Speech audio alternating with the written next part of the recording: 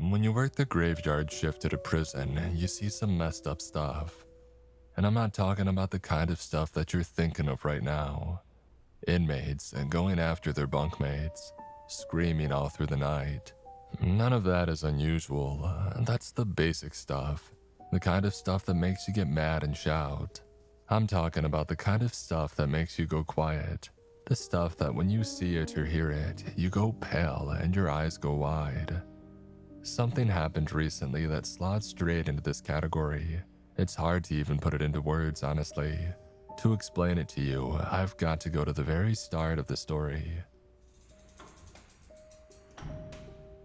I was doing my rounds on an otherwise normal night. One of the inmates named Phil had been shouting for a while, as he usually did, so me and my night watch partner Armin had to go in and beat him quiet. Phil had made a habit of shouting all day and all night about how he was innocent, and it was so annoying. Beating inmates was business as usual for us because there was no other way to reel them in when they got rowdy. You might think it harsh, but it's just the way that we do things.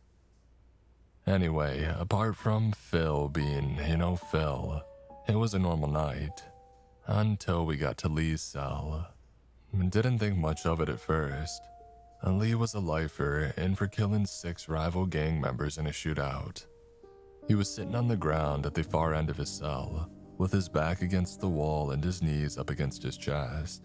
It wasn't unusual for inmates to stay up late, doing not much of anything, so my partner and I walked down by. It wasn't worth our time to force inmates to go to bed, least of all a stone-cold guy like Lee. After our patrol, we typically kicked back in the control room, watching the cameras for a couple of hours. Actually, to tell you the truth, neither of us really bothered to do what we were supposed to be doing in there. I mean, hell, there were like 20 of these cameras and there was never anything worth looking at on them. Just a series of long hallways, dimly lit and all grainy. I'm sitting in the control room right now as I type this and looking up. There's not a worthwhile thing to be seen. Anyway, after a couple of hours, we headed out on our second patrol. And when we got to Lee's cell, he was sitting the exact same, staring the exact same. "Lee," I called to him, "get to bed already." He didn't answer or move or anything. Even in the dark, the whites of his eyes were bright. And when I swung my flashlight on him, the glow shimmered off his arms and his forehead like he was sweating buckets. I looked up at his bunkmate. He was fast asleep, snoring soundly. I looked back at Lee. "Lee, I'm not gonna tell you again. Get to bed. Lee, answer me." Nothing. He was frozen like a statue, only this statue was shaking a little. And those eyes, gosh dang, they looked like they were about to pop out of his head. "A freak," my partner muttered. "Come on, ain't worth it." I nodded and went along, leaving Lee to his shenanigans, but it didn't sit right with me. The way that he was just sitting there and staring, I felt like he was staring right through me. As my partner and I got back into the control room, the lights and screens flickered a little. I didn't think anything of it. Our slammer was one of the older ones. We got back to scrolling our phones till the end of our shift. About Lee, you're probably thinking that he was just a loony like the rest of the inmates, and that loonies do crazy stuff all the time, right? You'd be right, usually. Basic stuff. But get this. That morning, right when I had gotten home after my shift, I got a call from work. First time they had ever called me at that hour. And then another first time thing. The prison warden himself was on the line. "What the heck happened with Lee?" he said to me. He was acting a little odd," I told him. "But that's all, sir." "Lee is dead. Dawn Patrol found him with his throat torn out." My first thought was that his bunkmate did it to him. I mean, basic stuff, right? But apparently, his bunkmate woke up when Dawn Patrol went in there to investigate. And the bunkmate was so scared by what he saw that he literally pissed himself. and Dawn Patrol swore that it couldn't have been an act. Well, they pinned the murder on him anyway, and bunkmate got life on top of life. Basic stuff that. We don't do the whole court case thing in our prison. You know, where cops look everything over and witnesses take the stand and ultimately smart people decide who's guilty and who's not. Nah, usually we just pick whoever looks most suspect in a given situation, and the judge just slaps another life sentence on them, doubling or tripling the life sentence they first came in for. The next night I went by Lee's cell again on my patrol. They had cleaned the place up and his bunkmate was still in there. Kinda messed up honestly that they didn't even move him, but that's basic stuff. Things got even weirder then. Lee's bunkmate, his name was Walter, was awake and crying in the cell. I figured he was crying because of the new life sentence, which meant that he no longer had any chance of parole, seeing as he had killed his wife and mailed parts of her to her family out of spite. But that wasn't it. He stood up when I got to his cell and grabbed the bars so fast that I leapt back, hand on my baton. "You gotta do me in," he barked. What?" I stuttered. "Make it quick. Do me in, I'm begging." Armin, my partner, chuckled. "What's your deal, Walt?" "It's coming." Walter spat that out, literally. I had to wipe my face with the back of my hand. "It?"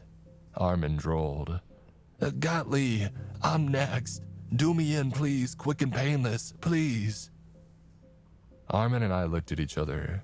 He was smirking, I was frowning. "Walt, nobody's coming after you," I told him. "Except maybe us." Walter began to cry again as he pressed his cheeks against the cold bars. "Please," he begged. "Oh, come on," Armin rumbled. I followed as he continued on down the hallway. Walter started moaning. "No, no, no." He thumped his head lightly against the bars as we walked off, rattling them. Armin scoffed, shaking his head. I looked at him.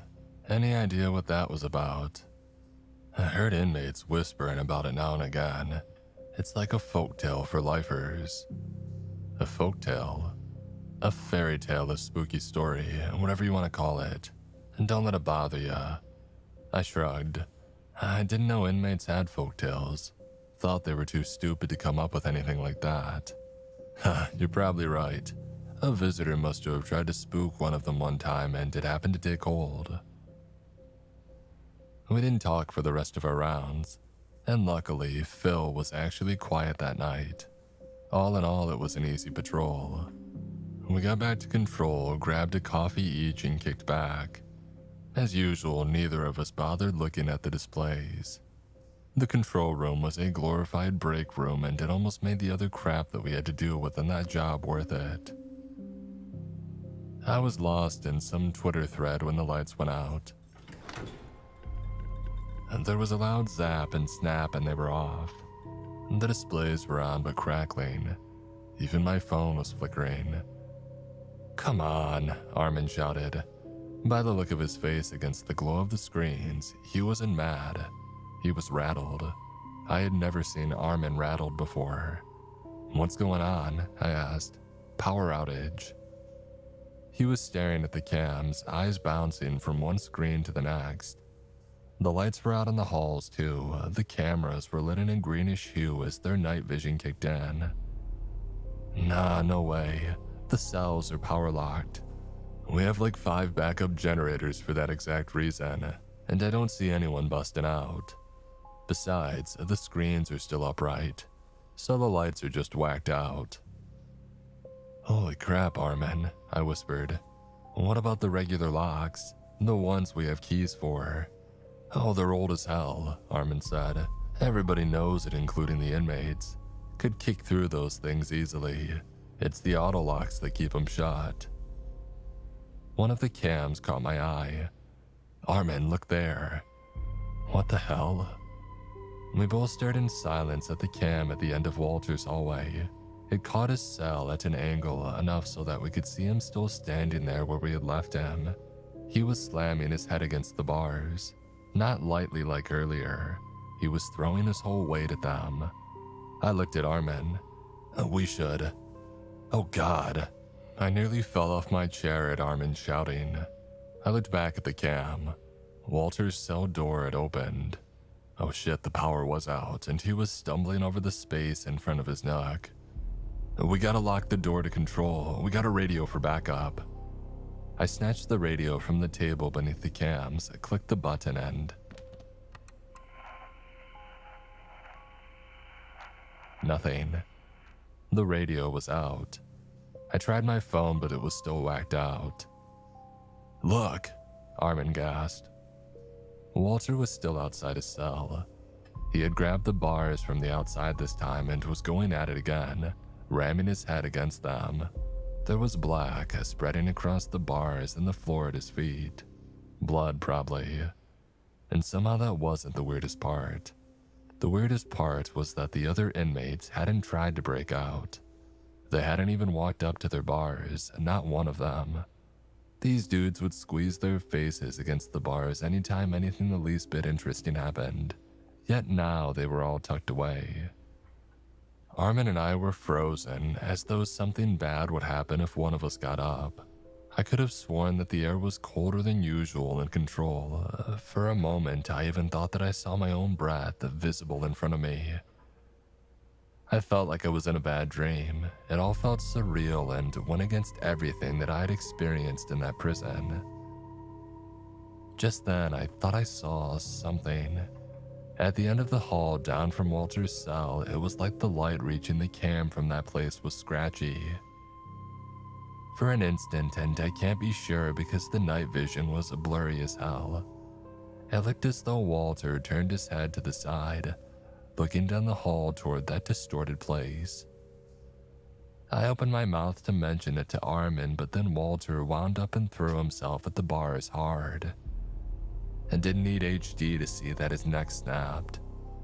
He collapsed, his head dangling around his torso like a melon in a sack.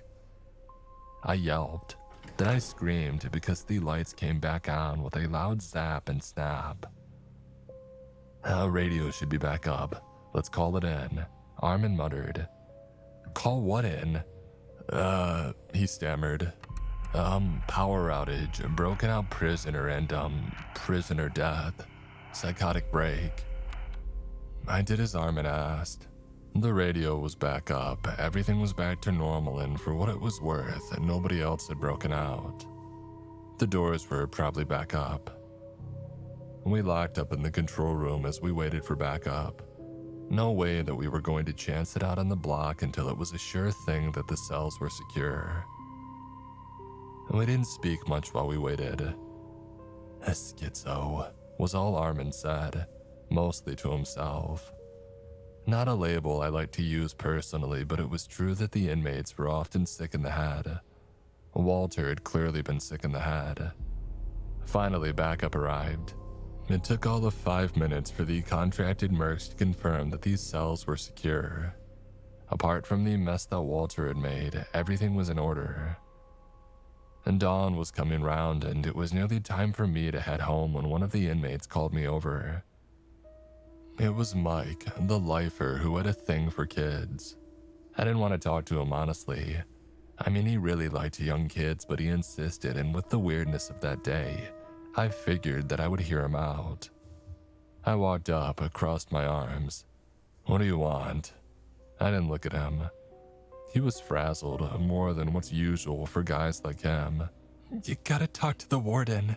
Shit, talk to the governor if you gotta. Tell them the prison ain't safe anymore, that the doors ain't working. Whatever you gotta tell him. Just get us transferred. I nearly laughed. Transferred? This isn't the kind of spot where you get to request transfers, Mike. Not just us inmates. Yourself too, believe me, we need to get out of here. And why is that? His mouth snapped shut. I glanced at him and saw something in his eyes that I had never seen before, and that's saying something, because you see all kinds of weird stuff in eyes like Mike's. He opened his mouth and spoke slowly. Our turn's come. Bad luck. It won't leave until it's had its fill. "What are you on about?" I asked. I didn't want to give Mike, of all people, the benefit of the doubt, yet my voice was a little uneven. He swallowed and then whispered, "Stalker." I rolled my eyes. Without another word, I stepped away and made toward the exit, eager to be done for the day. "Listen to me," Mike begged. "It's for your good as much as mine." He kept going, getting louder as I got farther away. He shouted, giving his bars a kick that drew the attention of one of the morning guys. He got hushed up real quick as I left the block. As I drove home after that shift, I felt stupid because I couldn't stop thinking about what Mike had said. Walter had mentioned something similar as well before his incident. It was something Armin had heard of too, apparently. I resolved to ask my partner about it the next shift. He would laugh at me, but better than talking about it with that thing called Mike. I had a hard time sleeping that night, and when I finally did fall asleep, I had a nightmare. You would think this nightmare would be about throats torn out and heads smashed against the bars, right? But no, the nightmare was me in the hallway. It was an empty hallway of stone walls and cement flooring, dimly lit by those cold lights that we have at work. But it wasn't really empty. At the far end of the hallway, the space there was wrong. The air was wrong. Hell, I can't explain it. I told you at the start of the story, didn't I? It's hard to put into words. Just trying to type this is giving me chills and making me feel all cold. Anyway, I got to my next shift, said hey to Armin, and we got going on our rounds. You might think it unusual that we could just carry on at the prison despite the recent happenings. Thing is, from the point of view of the higher-ups, these incidents weren't that big of a deal. Death is business as usual in a prison like ours. You had to be there during these events to really grasp that what was happening was particularly messed up. During patrol, Armin acted as cool as ever. I couldn't tell you whether that was a front or not. I hoped it wasn't because of what I was about to say. "Have you heard of a thing called the Stalker?" I asked him. He looked at me sidelong for a split second. Man, I suppose I shouldn't be surprised. What was that supposed to mean? I kept quiet as we rounded a corner, dropping into Walter and Lee's hallway. "I don't listen to that trash," Armin said. "These guys are crazy, don't take them seriously." "I'm not taking them seriously. I'm just curious, dude." Armin sighed. "Alright then, I'll tell you. Relax." We walked past the cell that Lee and Walter had lived in for years. It was empty now, as you would expect, at least until they had fixed up the door. They had cleaned the place up, but you could still see faint brown stains along the bars and the floor. Armin continued. "Like I said the other day, it's a kind of myth for these guys. They think the Stalker is something that comes after people like them." I frowned. People like them. And people who have done terrible things. Huh, I shrugged. Fair, more power to the Stalker. Armin grinned at me. "That's what I'm saying. It makes our job easier, right?" I chuckled, though I didn't really find it all that funny.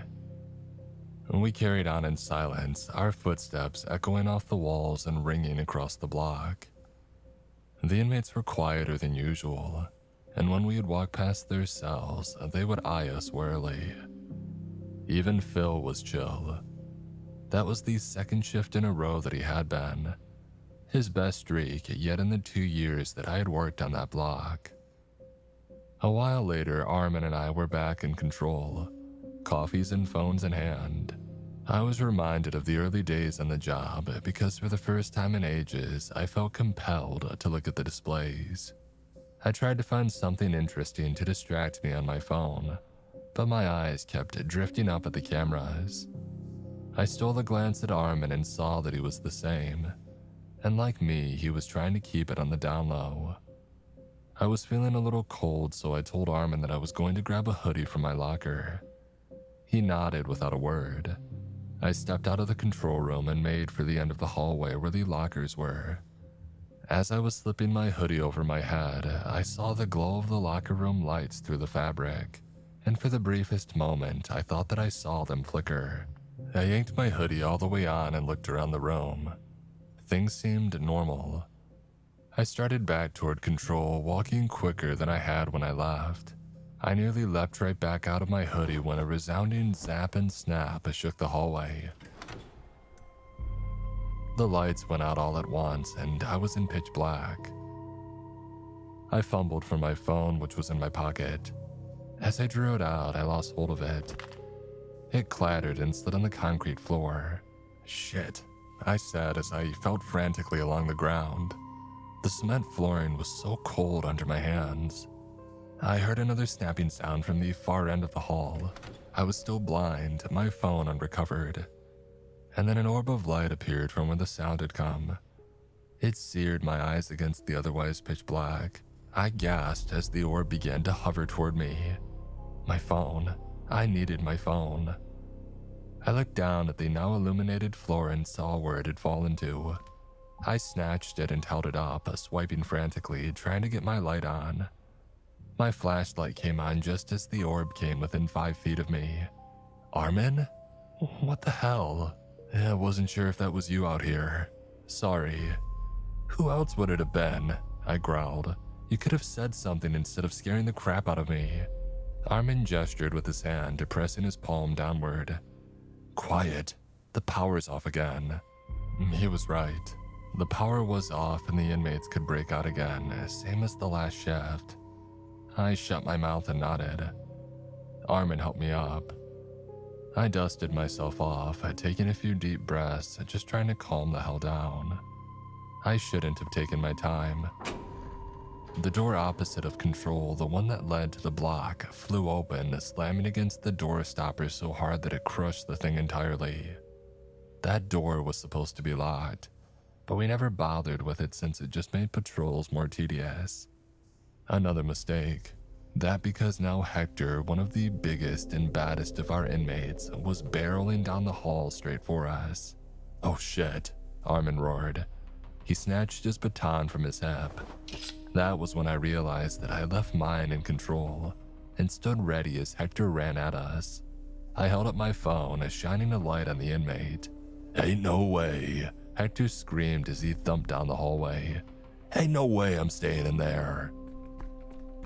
Armin leapt up to meet Hector, swinging his baton as hard as he could. The big guy didn't even seem to notice him. Maybe he was blinded by my flashlight, or maybe he just didn't have time for either of us. In any case, Armin's baton made clean and brutal contact with the side of Hector's head, sending the giant tumbling to the ground. He nearly fell on me. We thought that he was out cold, and we were wrong. As we approached, Hector swung at Armin with a punch that would have killed him if he hadn't ducked away, letting the fist glance off his head instead of crushing it. Do it, Hector shouted. Do it, or I'll do you in first. The giant was grabbing Armin now and slamming him against the wall. I had to act. I had to somehow neutralize him. I ran at Hector, leapt and kicked his head. I guess his skull was already fractured from the baton hit earlier, because when I laid him out against the wall, his head caved in entirely with a crunch that I'll never forget. A zap, a snap, and the lights came back on. I turned away, now wanting to look at what was left of Hector, but then I saw it. At the far end of the hallway, right next to the door that Hector had broken, was that same sort of wrongness. The air there wasn't right. The air was bent or twisted. For a moment, that twisted air started to take shape that vaguely resembled a man, but then it faded. The end of the hallway was normal aside from the fact that a prisoner had destroyed the door to the block, a prisoner who I had just killed. Shit, Armin cursed as he shoved Hector off himself. Oh shit, oh god no. I strained to listen, feeling lightheaded. Were any other inmates free of their cells? I couldn't hear a thing from the block. All was quiet. I stood and walked toward the busted door. Armin whispered from behind me, "Stop." I ignored him. Reaching the end of the hall, I turned and looked out at the block. Everything was quiet. Apart from Hector's cell door, which had blown off its hinges so fiercely that it fell down from the second story and onto the tables below, everything was normal. Not a single pair of eyes peeked past cell bars at me, despite the fact that every last one of those prisoners had heard the commotion. My memory of the remainder of that day is really fuzzy. I know that we called in the breakout and the downed inmate right away. Then we got cleaned up, then we got interviewed by the warden and then by the police. Then we went home because we weren't in any trouble or anything. We had only defended ourselves. Basic stuff, right? Both of us were offered paid time off. I took the 2 weeks, but Armin being Armin, he turned down the offer. Said that he was fine and wanted to keep working, and so they let him. I used the 2 weeks to get my head right. I flipped my sleep schedule to what's considered normal, and then I saw some family, saw a ball game, saw an old friend, the works. The days were great. The nights weren't. I would toss and turn, that image of Hector vivid in my mind. Eventually I would fall asleep, and every time I would dream of that cold hallway and that wrongness. And let me tell you, waking from nightmares in the dark of night was way worse than waking up in the daylight. By the time that I got back to work, I was relieved. Working through the night and snoozing during the day suited me just fine. I had a hop in my step as I got back to the clink. I had nearly forgotten all that nonsense about the stalker. The Hector thing was far from gone as you would expect, but I could push that aside well enough. Simon, the fellow who had filled in for me during those 2 weeks, briefed me during my shift, and he had some great news at long last. Those useless old locks had been replaced with new ones that no amount of strength could bust through. So now, even if the power went out, the inmates would stay in their cells. Thank God for that. But Simon also had bad news. During my 2 weeks off, 8 inmates had died. All suicide. They also told me that Armin hadn't been acting right. Honestly, that spooked me more than anything. Armin, of all people, tilted. I figured Simon was exaggerating and brushed it off. After the briefing and getting changed, I paced down the hallway to control, taking care not to look at the spot where Hector had laid. Stepping into the control room, I found Armin looking down at his baton.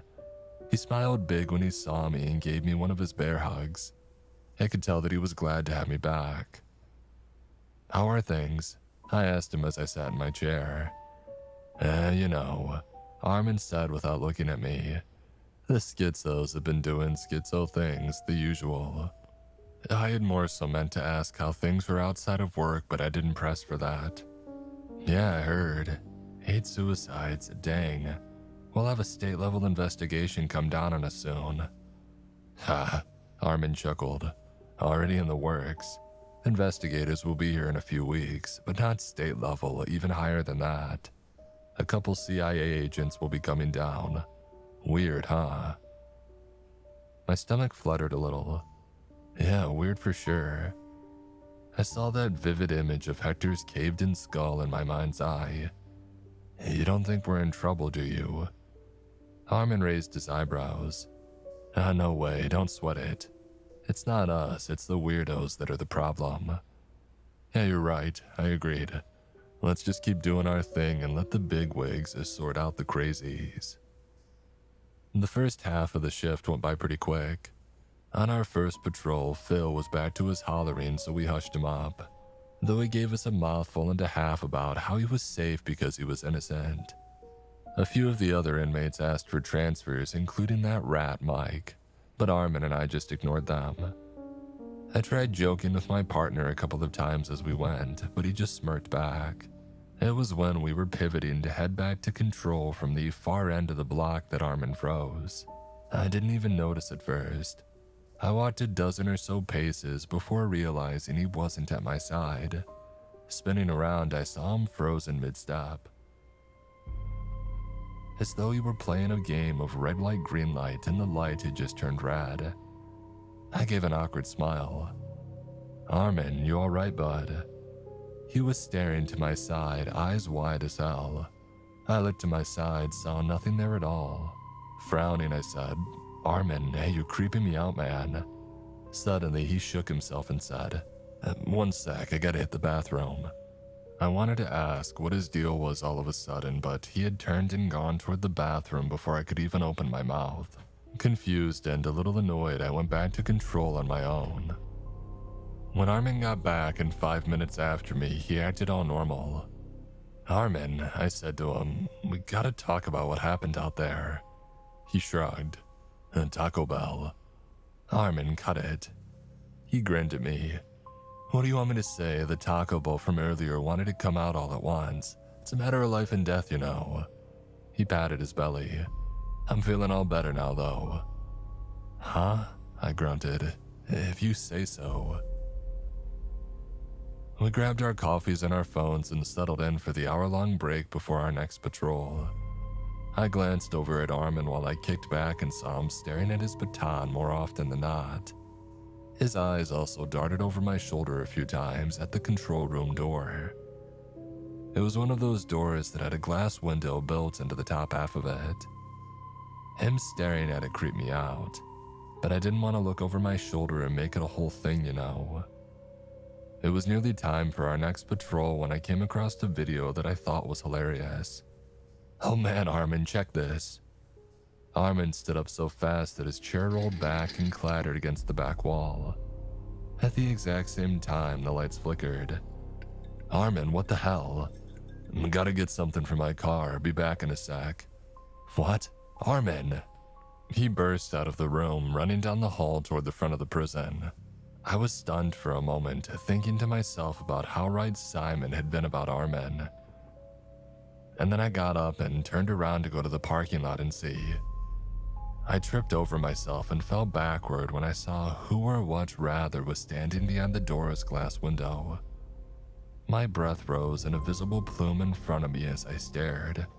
A corpse stood there, all blurry and scratchy, or at least I thought that I had seen a corpse for a moment, but I blinked and then there was nothing at all. Distant visions of a cracked open head and a bloodied body echoed in my mind, but otherwise the only thing I saw through the window was the stone wall beyond. Holy shit, was I losing it too? Brushing my tangled, wriggling thoughts aside, I went out and after Armin. I dashed out to the parking lot and looking at his go-to parking spot, I saw that he was gone. I looked around the rest of the lot, knowing that it was futile because Armin was a creature of habit and he always parked in his usual spot. His car wasn't there. He was gone. Bewildered, I went back inside. It was bad enough that I left the block unattended for those few minutes. I needed to get back in there and close out my shift. I told myself that Armin's Taco Bell predicament had hit him again, hard enough this time that he needed to see a doctor.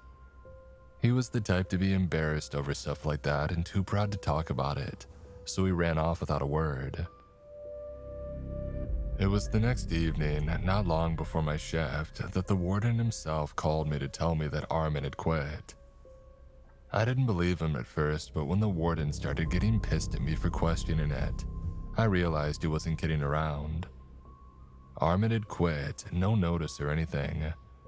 My partner of 2 years and my good friend left without a word. I texted him right away and even tried calling him, but he had ghosted me. I went into work that night because what else was I going to do? Simon filled in for Armin and I wondered if he was going to become my new full-time partner. He was friendly, I had to admit, but he wasn't nearly as easygoing as Armin had been. Simon and I were on our first patrol when it happened to me again. We were strolling down the block when, for a fraction of a second, I saw a dude peeking up from around a corner, from a spot where there shouldn't have been anyone. It was the faintest thing at the edge of my vision, but I could have sworn there was a big guy standing there, one eye and shoulder poking out from behind the wall. "You alright?" Simon had asked with a frown. I shook myself. "All good. I have a headache, that's all. Let's keep going." I started to worry that I was actually losing it. A lot of messed up stuff had happened on our block recently and my mental was all rattled. Maybe I needed to take another break. paid time off be damned. A couple weeks or maybe even a month, maybe I needed to go on a proper vacation to hit the beaches and really unwind. I was thinking about that in the control room when I happened to glance up at the cams to see that corpse once more. It was gone after I had blinked, but this big dude had filled every display like he was right up by the cameras, and the after image in my mind was more vivid somehow. The eyes were blank and glowing. The mouth was drooping and half open. The one side of the skull was caved in. Ropes of brain dangling out over the face. It was nauseating even through the grainy display. I looked over at Simon and saw him chuckling at something that he was watching on his phone, unperturbed. I decided that I really was losing it right then, and after my shift, I put in a request to get some time off. The warden was pissed because Armin had just ditched too, but I was upfront about my mental being in bad shape, so he gave in and told me that he would let me off in a few weeks once he had found someone to cover for me. And that brings us to the present day. I'm still waiting for my vacation, but hanging in there. Simon's been a godsend. He really looks out for me. Even now he's gone out to get us coffees, and like good coffees, not the crap we make here in Control. I've been having my hallucination more than I would care to admit. It's that same guy peeking at me from the edge of my vision and from around corners. The part of my mind that isn't rational tells me that it's Hector haunting me. The sensible part tells me that I need a break from all this. Anyway, I thought sharing all of this with you people on the internet might help me unwind a bit while I wait for my time off. It's crazy working in a place like this and definitely not something that I would recommend. Dang, my fingers are getting stiff. It's too cold in here. I should probably post this and hop off till I get my coffee and warm up. Huh, and now the lights are flickering. Let me guess, next to zap and to snap and lights go out. Huh, right.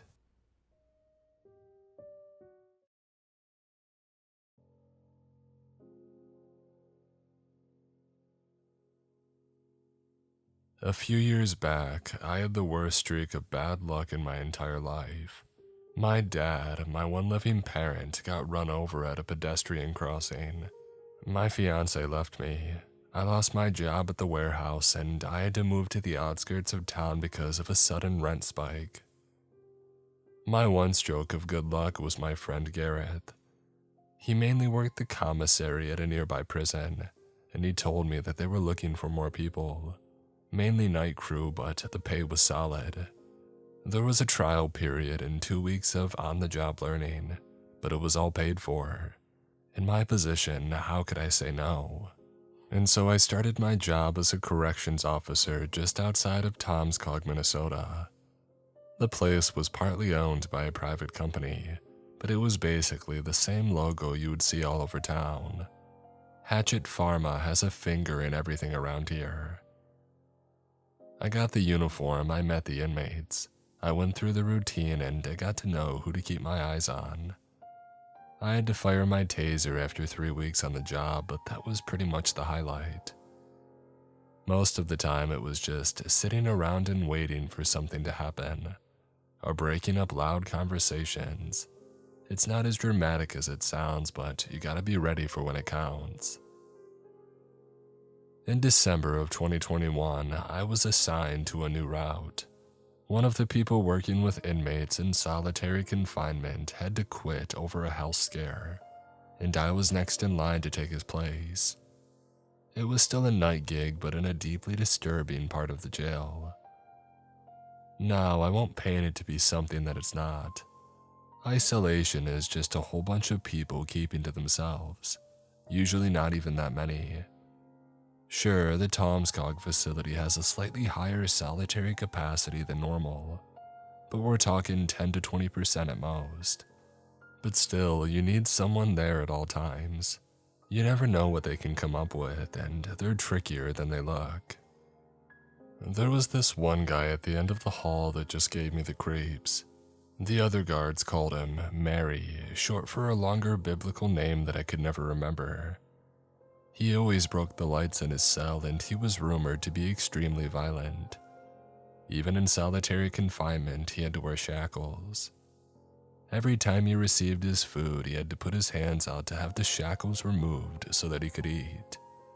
That's basically the only part of him that I ever saw, his hands. The cell was always pitch black. The guy used to be an academic. Mary had 3 doctorates, but one day he just snapped, killed 3 of his students.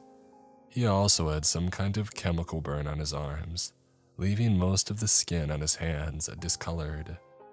Silver poisoning, possibly. Even his files were strange, stamped with a sort of blue flower. Most inmates had a stamp on their file, but he was the only one with the sunflower. The guy refused to eat during the day, so I was the one to feed him on the night shift.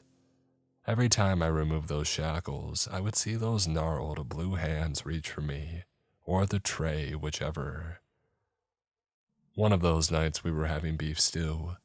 Nothing fancy to look at, but the thing smelled divine. I brought him some bread on the side, a little jello box, and a bottle of water.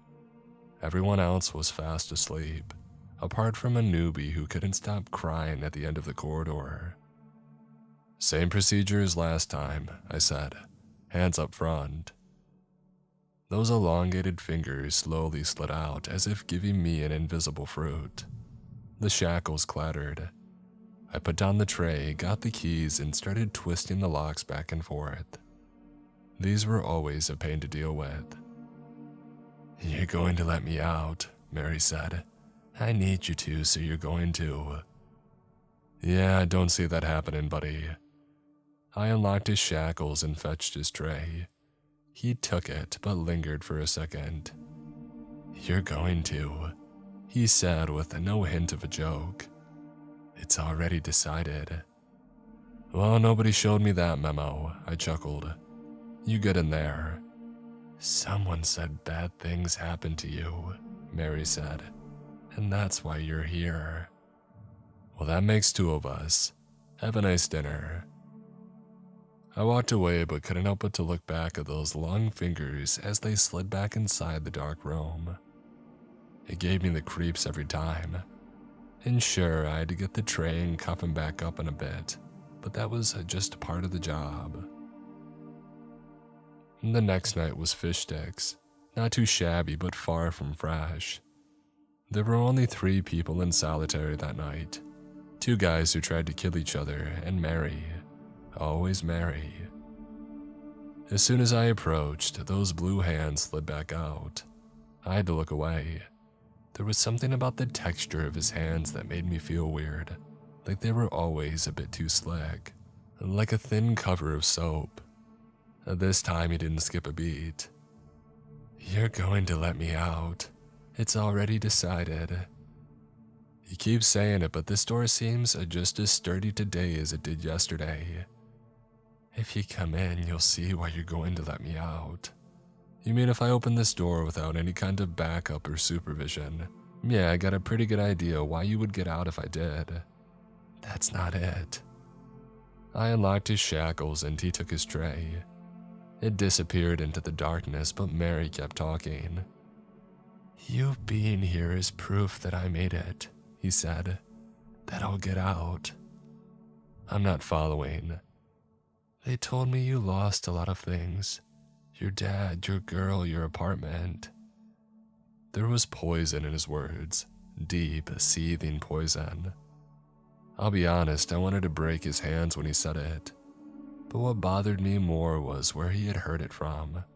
There was no one around to talk to him, and as a rule, we didn't talk to inmates about our personal lives. Neither our own or any of the other employees. Someone must have slipped up. "Look, that's personal," I said, "and that's none of your business." "Then how do I know that your dad got hit by a white Corolla?" I banged on the door. I didn't even know why. It was just this instinctual reaction to shut him up. But of course, that just made him laugh. How the hell did he know? It had been a hit and run, and the color of the car was only a footnote in the police report. "That's not funny," I spat. "And you're not making any new friends by doing this. I don't care, little man, he continued, because you're going to let me out. Not in my life. I took the tray back from him before he had finished his dinner, and I shackled him right back up. He didn't resist. It shut him up for a while, but it was a faint victory. I asked to be transferred to another shift, but there just wasn't any other people available. Hiring was rough, and we were basically on our own. If we lost one person to sickness, we would be out of luck at that point. So no, there was no option to switch. It couldn't be done. I didn't want to go back to Mary. I really didn't. I didn't know who was talking to him, and I didn't like what he was saying. I had checked and double-checked, and there was no mistaking that white Corolla. It had gone 60 on a 30-mile-per-hour street and killed him on impact, before disappearing down a dirt road. The thing was just gone.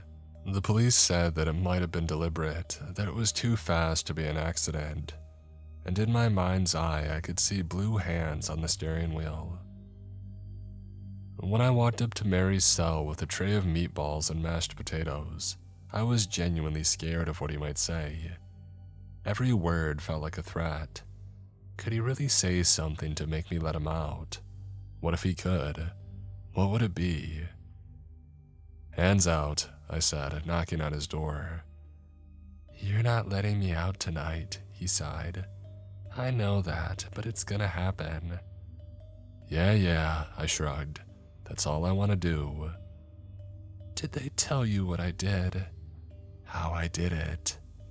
Oh, I got a pretty good picture. Helium poisoning. Painless asphyxiation. They didn't feel a thing. I didn't respond. I just took off his shackles and I gave him the tray. I'm not a monster, you know. I just do what I have to do. Eat up and leave the tray, I said as I walked off. Maybe ask your ex about Beverly, he shouted through the slit in the door. I could almost see his lips moving. I'm sure you'll find it an illuminating conversation. I didn't want to do it, I didn't want to talk about it, and I didn't want to think about it. But there was something there. In the last fight that we had had, she had shouted that name. Beverly. I didn't know a Beverly, and at that moment I didn't care. But it was such a specific name. The chance that Mary just picked it up on random was improbable.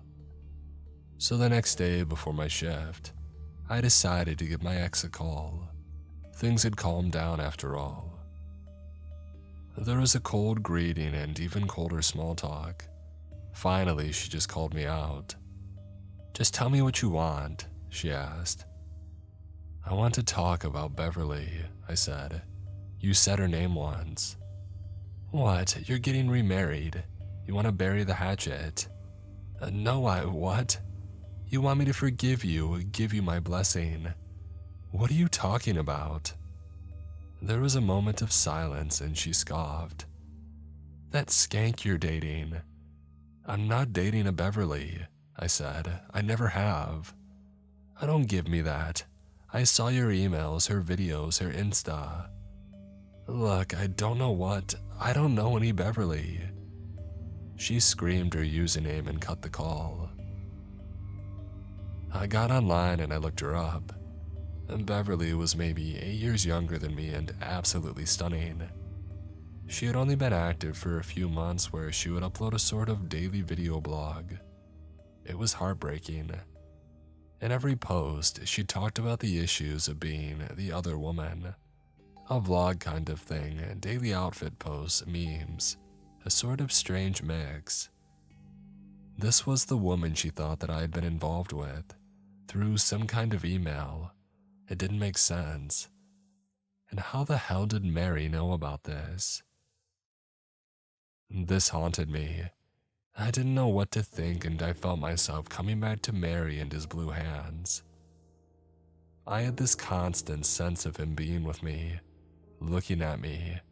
It felt like I was missing something. I could feel that strange, slick texture as the hands wrapped around my neck whenever I let my mind wander. I could feel his presence in the back seat of my car, riding along with me. And once at a stop sign, I heard him clear his day right behind me. "You're gonna let me out." But there was no one there. The next time I went back, I skipped the tray. We were gonna figure this out. I finished my coffee and I thundered down the hall, ignoring the other inmates. Mary had some explaining to do, and I was terrified of what he was gonna say, but I needed to hear it. "You're gonna tell me what you know right now. I've had my black coffee and I'll break your hands." "Oh, you let me out and it'll all be clear," chuckled Mary. "I promise, it's kind of written on the wall at this point." I smacked my nightstick against the door. "No more games." "Well then come in and teach me a lesson. Open the door." I calmed down. Maybe this was how he got to me, tricking me. That wasn't gonna work, no way. "Your shift starts at 10:15, Mary said. "You take your coffee black and you came here the first thing you did. Hold on." He shuffled off into the back of the cell. There was a strange scratching sound and he was gone for a solid minute. I just listened, trying to figure him out. I shone a flashlight inside, but he had hung up a sheet over the slit in the door. I couldn't see anything without going inside. "So, there was your dad, you reacted to that. Then a Beverly, that worked. What made you lose your last job? Was it, let's say a failed drug test? Yeah, that'll work." "What are you talking about?" "And you don't do drugs, probably some kind of error. Maybe a few poppy seed pastries for breakfast. Those things can give a false positive." I just stood there, mouth wide open. The morning of the mandatory drug test, I had 3 pastries with poppy seeds. The bakery down the street were giving them away as a promotional event. I got this awful pit in my stomach, like he knew more about me than I did. Like he was about to tell me something horrible. Like he was standing right behind me, just soaking up my fear. "So, that brought you here. I'll have to figure that out later. Maybe you know someone here," he continued. "Shut up," I said, hitting the door. "I'm telling you to shut up." I looked over my shoulder. There was no one else here. Why was I feeling watched? "Oh, calm down," Mary said. "We're getting to the end. You're about to let me out." "Never," I spat. "You're gonna rot in there." "Oh, don't you understand?" he yelled back. "The fact that you're here proves that I'm right." "How? That doesn't make any sense." And he told me everything. Mary, or Meridian, was given an opportunity. If he followed a very specific set of events, he would be given a great gift. "Non-locality," he said, "but you need to disassociate hard enough. Basically, turn yourself crazy enough for reality not to make sense anymore. Or rather, for you as a person not to make sense to reality. The other way around." As part of this delusion, he had killed 3 of his students. He had burned himself with chemicals. And then, seemingly as part of his plan, he willingly went to jail. Years of darkness, isolation, like being in a sensory deprivation tank. I need it, I crave it. And then I'm done. And all for what? To be unbound. No causality, no rules, non-linearity. And the fact that you're standing here is all the proof that I need to know that it's going to work. And why is that? Don't you get it? A blue hand slipped out of the slit in the door and pointed at me. "I did this to you. I put you here. Someday you will let me out, because if you didn't, I wouldn't get you to come here. And that time is drawing close. I don't need this darkness anymore. I feel it. I'm done." "That's impossible," I said. That's literally impossible. Then why are you sliding down the wall, feeling sleepy? I hadn't even noticed. I was nodding off right there in the hall. I tried touching my face to see if I could feel anything. Did you? Yes, Mary said. I drugged you. I couldn't have if you hadn't told me about the black coffee, but now that you did, I could. It's on the list. It's all on the list, and what's on the list is going to happen. I don't understand. Imagine you could travel through time, he chuckled. Not today, but someday. And you promise yourself that you're gonna put a rose outside your door on this very day, in this very present. And when you open your door, the rose is there. Then you would know that you're gonna get that power. You know that you will come here someday. And then it all comes down to strength of will, to force yourself to remember all that you're going to do, and in the correct order. That's not, An image flashed in my head. Blue hands on the steering wheel of the white Corolla. A man paying the bakery to promote some pastries. A woman being paid for a bit of internet theater by an unknown benefactor. There were dozens of people standing at the end of the hallway. Thin, emaciated men. Men with long fingers and blue hands. I blacked out. I woke up in the staff room with a nurse looking into my eyes. They gave me a checkup and they sent me home to rest up. They gave me a few days off just to make sure. I didn't know what to say. I had my keys and Mary was still in his cell. If I was the one to let him out, all I had to do to make sure that didn't happen was to stay away. That would ruin his plans, so taking a few days off seemed perfectly fine. As I was about to leave, Gareth met me in the parking lot. He jogged out to say goodnight and to see if I was okay. Look, he said, I know you hate that shift, but don't worry about it. They're moving him and I've heard talks of approving a shift change. It'll be somebody else's problem, and you'll be back in cell block D. What? What do you mean? They heard how much he was messing with you, Gareth said, and decided that it just wasn't worth it. They're moving him, we can't lose you. What? Why? I thought this would be good news to you. No, I don't know, I don't know. Gareth patted my shoulder and sent me on my way. I didn't know what to say, how could I explain it? Did I even believe it? I got in my car and took a deep breath. A strange chemical smell. I noticed something on the passenger seat. A letter. I took a deep breath and opened it. Thanks for the help, it said. This one's on me. A little smiley face and $100 bill. I just stared at it. Suddenly there was a loud bang. For a heartbeat, all I could see were blue hands simultaneously smacking my car. I shot out of the driver's seat, but there was no one outside, just an empty parking lot. Still, I couldn't help but feel watched. My pulse pounded behind my eyes, almost popping a blood vessel. They were out there.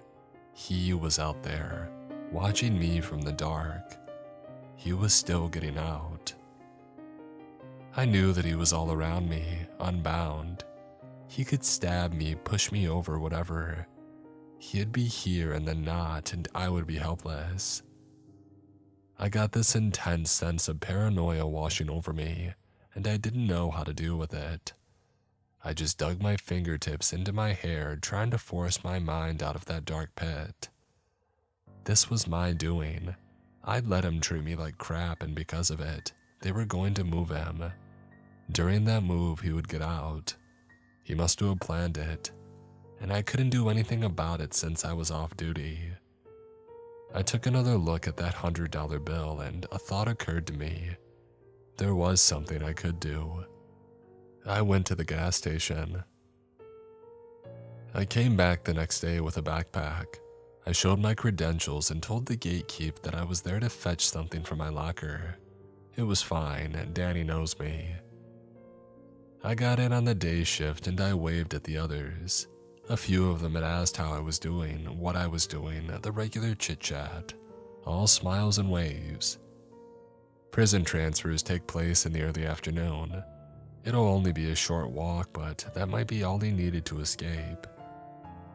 I used my keys to get past cell block D. I knew that I would get stuck on camera, but I also knew that the prisoners were out in the yard. Nobody was watching the tapes, not this close to lunch. I walked straight into the solitary ward, and all the way up to Mary's door. "Wait," he said. You're here." "Yeah." "No, that doesn't make any sense." "Send me home then. Have somebody shoot me, I'm waiting." "No, wait, that doesn't. Hold on." There was a shuffle as Mary hurried into the back of his cell. I couldn't feel them here. We were alone. I unzipped my backpack and took out a door stopper.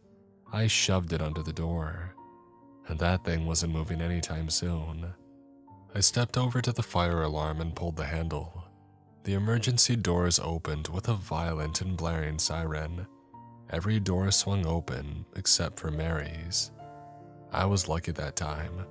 No one in the solitary ward but Mary and I. "Hold on, what are you doing?"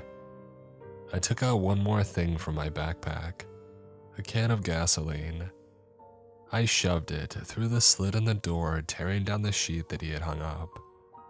"Oh, you're killing me, that's what this is."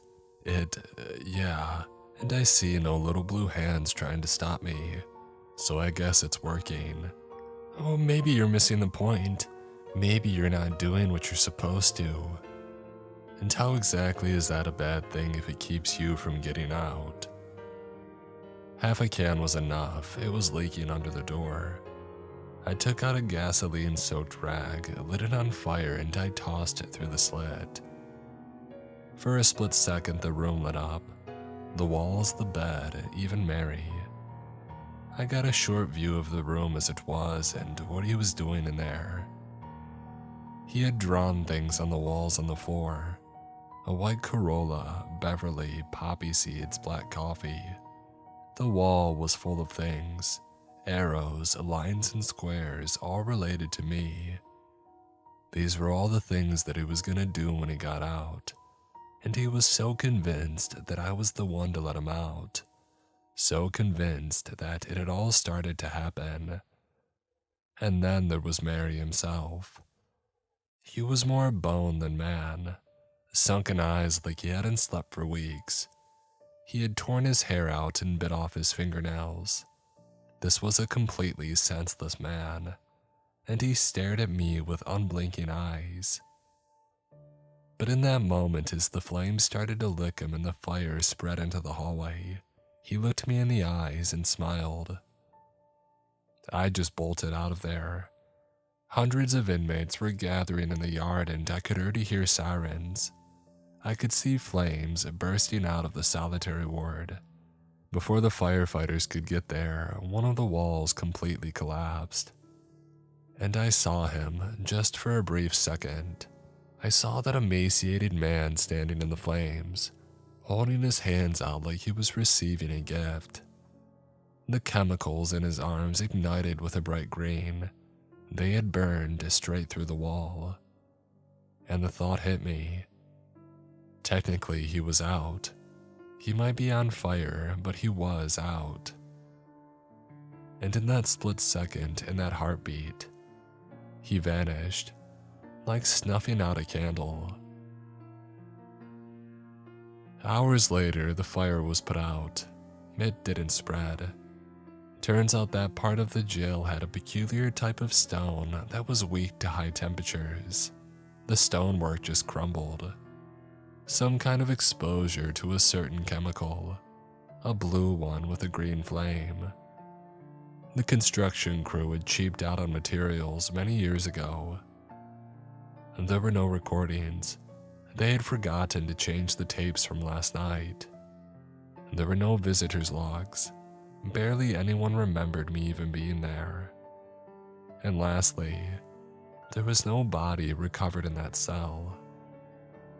As I got back in my car, I just held my breath, waiting for something to happen. A knife at my throat. Possibilities passed through my mind. In another place, it all really happened. Violent images of myself getting stabbed, burned, tortured, and flayed. A world where everything had turned to ash, and I was placed in front of a throne of bone as a prize gesture. Dark figures rising from the earth, tearing the world apart, breaking the ground like an eggshell. I cried. It was seconds away at most. But minutes passed. I found a letter on the passenger seat. It hadn't been there seconds ago. It took me a solid 15 minutes to work up the courage to open it. "You got me out," it said with a smiley face. And there was another $100 bill.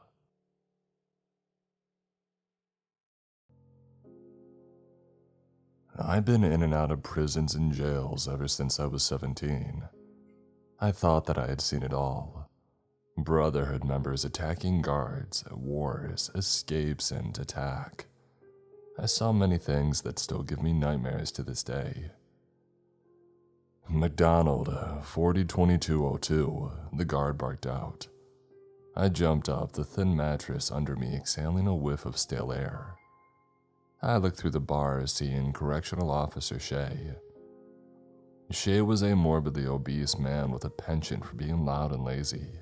I had seen a member of the Bloods punch him straight in the nose before, a scene that I still remembered with some humor. Shay had crumpled like wet paper on the floor, screaming and crying as more COs ran over and tackled the inmate. "Yeah?" I asked. Shay handed me a sheet of paper. He regarded me with his gray, colorless eyes. "Congratulations, you're being transferred. Pack up your stuff. This is your last day at Springfield Correctional Center." Now you might think that I would be happy to get a transfer. The Springfield Correctional Center was after all a dump. The food was terrible and always cold, and the place always smelled like bleach and chemicals. And at night it got so cold with only my flimsy sheet that I often woke up shivering. The building was nearly a century old, and the fact that it was still functional at all was a miracle in itself. But to be honest, I wasn't thrilled about the transfer. I had made friends here and knew the lay of the land. I didn't have to worry about getting jumped or attacked in the showers. As the old adage goes, it's better the devil you know than the one that you don't. I was let out of my cell the next evening with all the worldly possessions that I owned, which fit neatly into a clear trash bag with room to spare. I owned some prison clothes, a toothpaste, a toothbrush, deodorant, a Bible, a pair of sandals, and a radio. I felt the unbearable lightness of my existence reflected in that bag as it smacked rhythmically against my leg. "Good luck, friend Josh," a rather insane acquaintance of mine named Alvin called out from his cell as I passed down the bleak, concrete hallway. "Take care, man. I hope we meet again on the outside," I said, waving, knowing that I would almost certainly never see any of these people again. Heck, I hadn't even seen my family in over 5 years. None of them came to visit me anymore. No one wrote me letters or put money in my commissary account or sent me books to read. Well, we're all born alone and we all die alone, I thought to myself as Shay walked by my side. He was breathing heavily as if he had just finished running a marathon. I looked over at his face, seeing the burst capillaries on his nose from years of hard drinking and the squint of his little piggy eyes. There was a slight gleam of intelligence and slyness behind that ugly mug, though. "Well, amigo," Shay said in his slow and plodding way. "I got a sign to go with you. I'll be your ride-along buddy. You excited or what?" I smiled faintly at him. "There are worse people than you here, Shay," I said. Far worse. I got on the prison bus in my bright orange jumpsuit. To my surprise, I saw the back was nearly empty. There was only one other prisoner in the back. Shay sat with us to monitor us, and we were also handcuffed and ankle cuffed. A chain ran down and connected the two. I looked over at the other prisoner, a black guy with a shaved head. I think he also shaved his eyebrows. I mean, I literally didn't see a single hair on his head besides eyelashes, which he apparently hadn't found a way to shave yet. "Sup," he said, and I nodded. "Sup." We sat there in awkward silence as Shay plopped down hard on the bench between us. It groaned like a confused old man. "So, what do you know about this place, Shay?" I asked. He sucked down half a bottle of Coke and then heaved a deep sigh. "I don't know much about it, to be frank," he admitted sheepishly. "It's apparently brand new, though. They asked us to send a couple people who met certain criteria." "What does that mean?" the black guy asked. Shay gave him a serious look. "Oh, come on, Timmy, you know what I mean. Hardened criminals. People with long records who tour prisons like some people tour French beaches." I scoffed. "There are far worse people than me in prison," I said. "Well, they asked for no murderers or people affiliated with gangs, and I don't know why, but maybe it's some new government program. They apparently call it an experimental prison." "What about me?" Timmy asked. Shay apparently knew what he meant. "You're not a murderer, Timmy," Shay said, his lips forming the faintest twitch of a smile. "You never." "Well, there was that time my girlfriend got me to drop some acid with her. She went and killed her parents, and then we hit the road," Timmy said fondly, his eyes rising as if he were looking at a hovering angel in the far-off distance. "You were never convicted of any accessory charges, so doesn't count," Shay retorted. "Oh, it counts," Timmy drawled in a slow, plodding way. "It counts. Everything in life counts.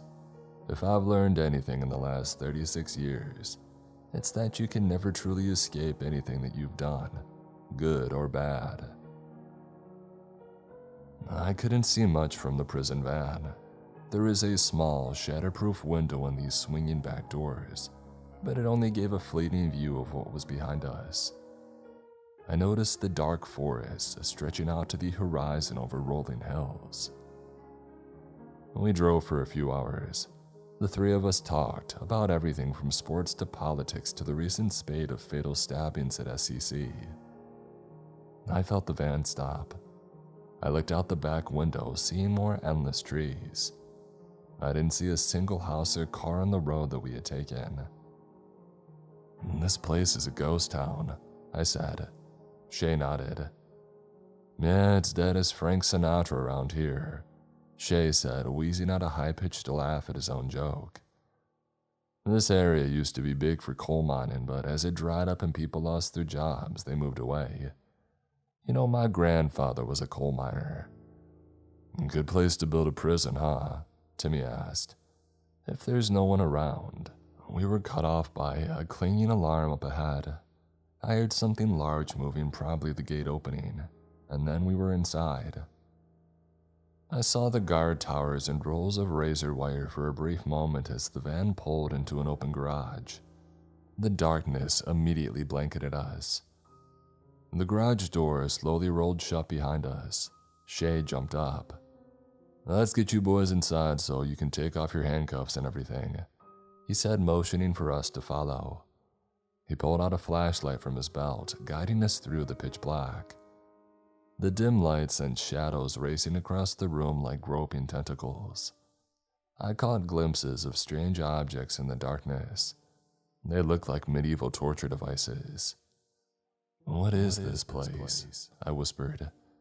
My voice echoed far too loudly off the cold concrete floor and walls. "Yeah, those look like torture devices on that table, Shay. I think those things are thumb screws that might be a pair of anguish." I pointed to the pear-shaped object with 3 wicked blades whose points came together sitting on a dusty shelf. The ornate handle had springs connected to it. The object could be forced into any human orifice, and when the springs were engaged, it would open like a flower inside the person's body, ripping them apart and enlarging that orifice into a hole. "How do you know so much about this?" Shay asked, giving me a strange look. He narrowed his little piggy eyes. He continued to fumble with the flashlight, peering around for a door to exit the garage. I looked back at the car and saw the driver just sitting there, his entire body as lifeless and still as a mannequin. "I've read a few books," I said as Timmy interrupted us. "I see little red lights glowing under that door," Timmy said. Shay focused his flashlight on the spot. Across the room, I noticed what Timmy was pointing at. It was an ancient-looking black door. The wood had started to crack and splinter down the middle. Engraved in silver on the front, it said, "Entrance to North Frost Penitentiary." "Hello," Shay called toward the door as the three of us moved forward, the steel chains giving my steps a clinking rhythm. Shay reached the antique crystal doorknob. Timmy and I stood next to a dust-covered and brazen bull, its bronze mouth wide open as if it was silently roaring at us. As Shay pulled open the door, crimson light flooded into the garage. Tinted black glass covered the back wall. A speaker button sat next to the window. I looked to my right, seeing a massive sign sprawled across the wall there. It read, "Rules for Personal Conduct at North Frost. 1. The COs without faces don't work here and we don't know who they are. If you see one, press one of the buttons labeled Emergency Dispatch that are scattered around the complex. 2. When the red emergency lights come on, hide until they shut off. 3. Do not go into the medical ward for any reason. 4. The warden roams the prison every night at 3:33 a.m. looking for human meat. Don't let him catch you." "What is this, a joke?" Timmy asked, his face forming into a scowl. Well," Shay rubbed the back of his neck, looking like a little obese boy who had lost his parents. "I've never been here before, but this is all pretty unusual, I have to admit." A buzzing came from the back of the room and suddenly, a garish, echoing intercom turned on. "Please remove their chains and direct them through the door on the left," a female robotic voice said, calmly in a tone as cool as lemonade on a hot day. "Your transfer will then be complete." Shay sighed in relief. "Good," he grunted. "This place gives me the creeps." "Bro, you can't just leave us here," Timmy protested. "What the heck is this place? Where is everyone? Why is there a room filled with bloody ancient torture devices next to the garage?" Shay put up his hands. "I'm sorry, son, but I have orders. I'm just a messenger here. I was told to transfer you here, and that's what I've done." He fumbled around his belt for his keyring. He came over and unlocked the handcuffs and ankle cuffs from both of us. I stretched, rubbing my wrists. I was glad to be out of those suffocating restraints. Thanks for everything then," I said, picking up my extremely light garbage bag of possessions and heading for the door on the left. Timmy reluctantly followed behind. A sign on this door read, "To General Population." But when we got to the other side and it slammed shut behind us, I found a hallway filled with more red emergency lights streaming down. An involuntary shiver ran through my body. I remembered those absurd rules that somebody had put up. What had it said about the red lights? My mind raced for a few moments and then the answer popped up. It said to hide. A man shrieked up ahead, his voice riddled with agony and terror. The hallway split to the right and left and I couldn't see anyone. Timmy and I stopped. Dude, screw this," Timmy said, turning and running back toward the door that we had come through. He tried pulling it open, but it was firmly locked. The scream came again, louder and closer, but this time it was cut off suddenly. I heard someone gurgling like a man with a slit throat trying to breathe. And then everything went deathly silent again. The gray concrete floor of the hallway had arrows pointing forward on it. There were no doors here. There was nowhere to hide that I could see. Timmy and I reluctantly went forward. As we got to the intersection, we saw the dead body of a man in a brown khaki uniform. His sightless eyes remained open. They stared up at the ceiling, glassy and still filled with horror. Deep gouge marks bit deeply into the flesh on his back and his arms and chest. His throat had been cut or bit open as well. A spreading puddle of red encircled his body. I saw a dark blur at the end of the hallway on the right. It looked like little more than a shadow. I whispered to Timmy, pointing. We decided to go left immediately. My heart was pounding at this point. I felt like a soldier walking through the no man's land of a war zone. I expected the attack to come at any moment. The hallway to the left had some doors. I sprinted forward as quietly as I could with Timmy close by my side.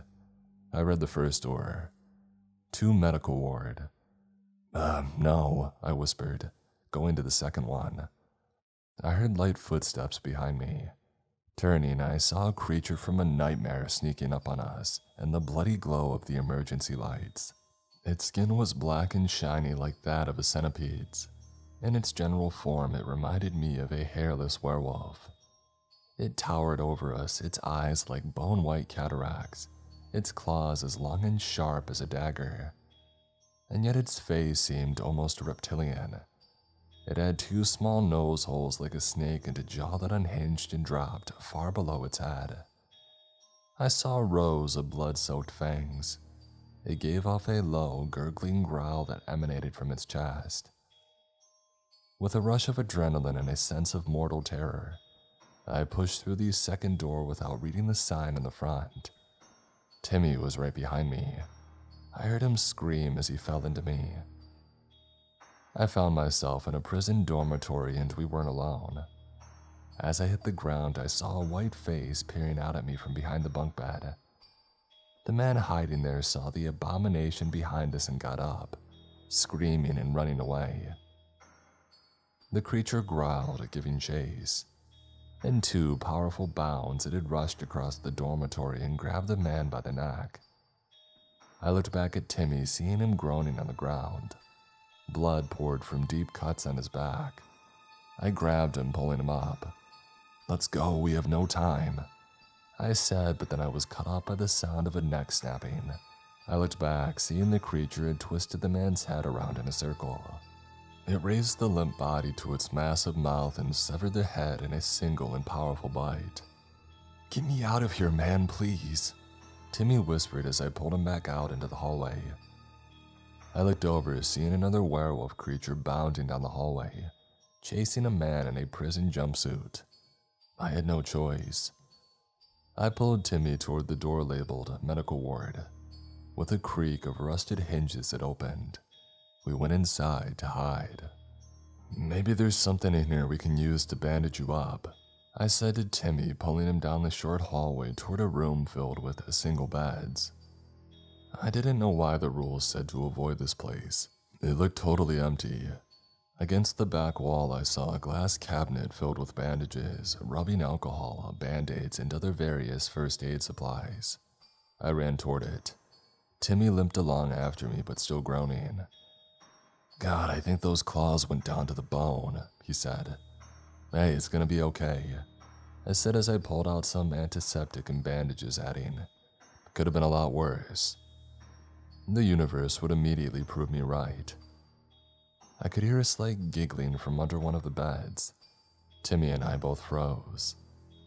Two rotted hands reached out, dragging the mutilated body of a young girl behind them. She had patches of garish, black stitches running across her face, hands and arms as well. Dark and clotted red dripped from the sides. She wore a smeared hospital gown and had no eyes. I looked into the empty sockets. They stared back at me like two black holes spinning in the void. As she rose, her giggles became full-blown laughter, a hysterical gurgling like the laugh of a dying person.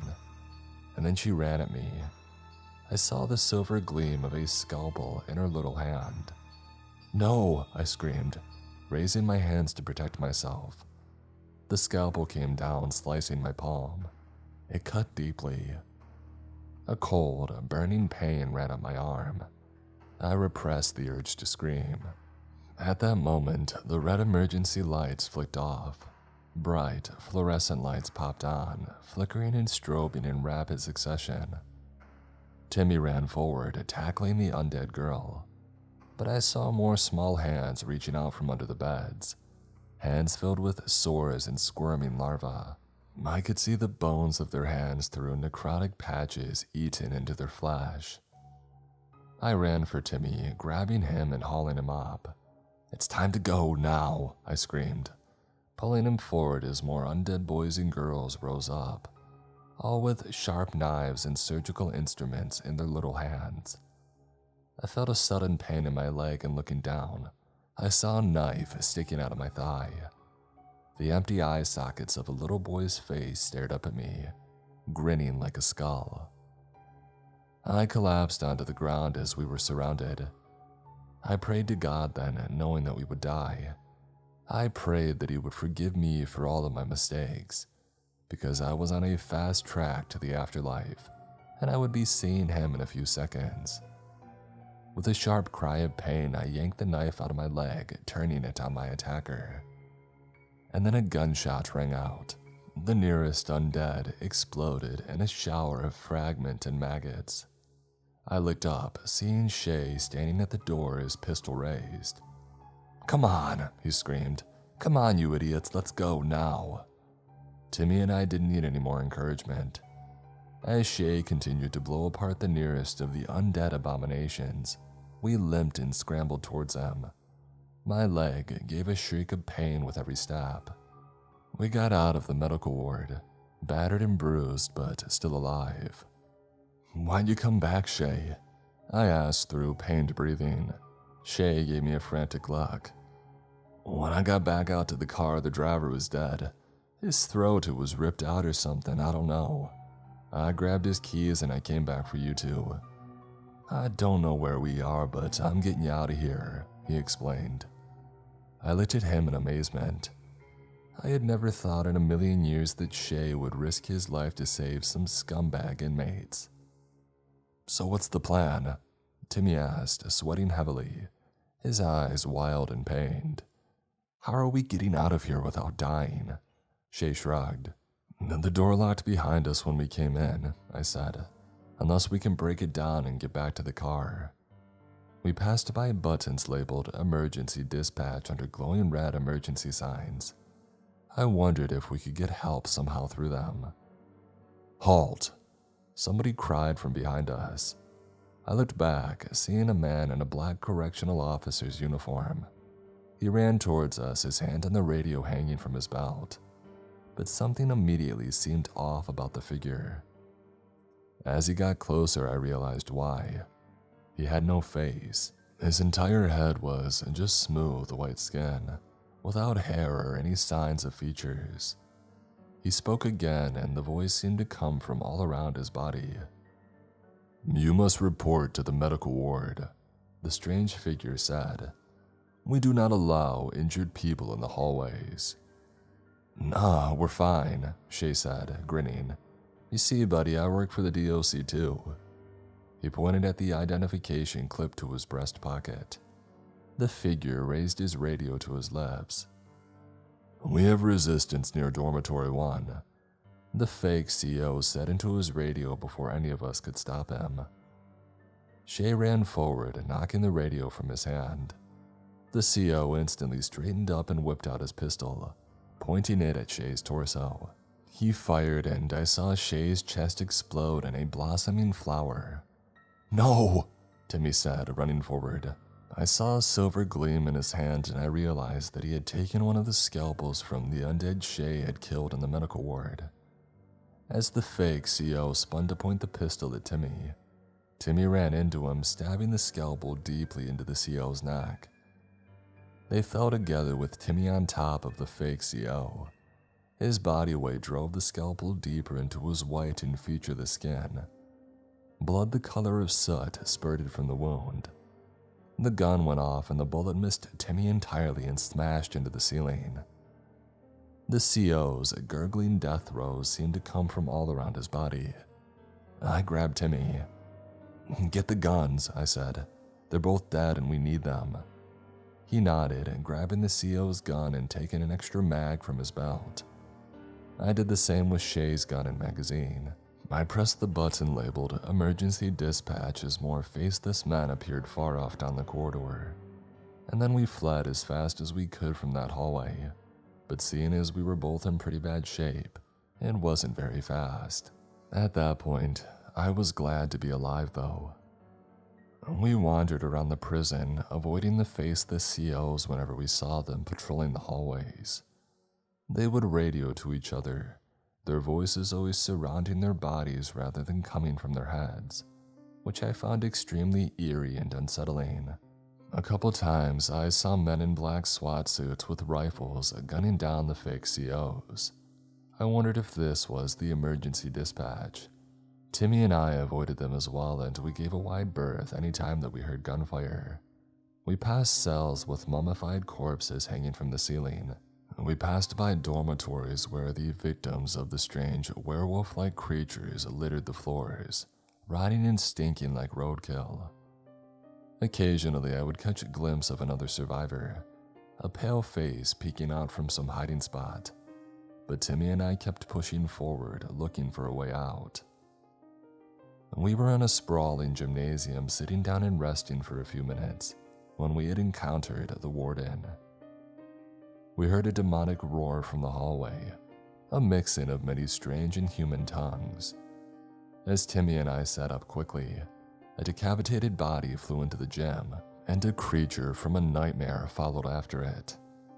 The body smacked into the concrete wall with a soft and fleshy whack. The warden stood 10 feet tall. He had on a black correctional officer's uniform and a leather visor cap. His face looked like it had no flesh. A thick layer of bone covered it with 2 reptilian eyes peering out from behind slitted pupils. He hissed, a forked tongue shooting out of his gaping maw. His fingers looked like sharp daggers of bone. A smell like old leather and blood arose from his body. "Shoot it!" I screamed, raising the pistol and firing at its head.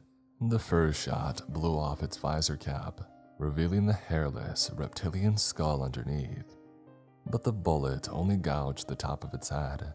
It ran at us with powerful, bounding stabs, covering the distance in moments. Timmy and I fired as fast as we could as it got within a few feet of us. It bounded into Timmy like a freight train hitting a car. Timmy's body went flying and smashed against the back wall with the sound of bones shattering. I slammed another magazine in the pistol as the warden turned to me. We had hit it. I saw.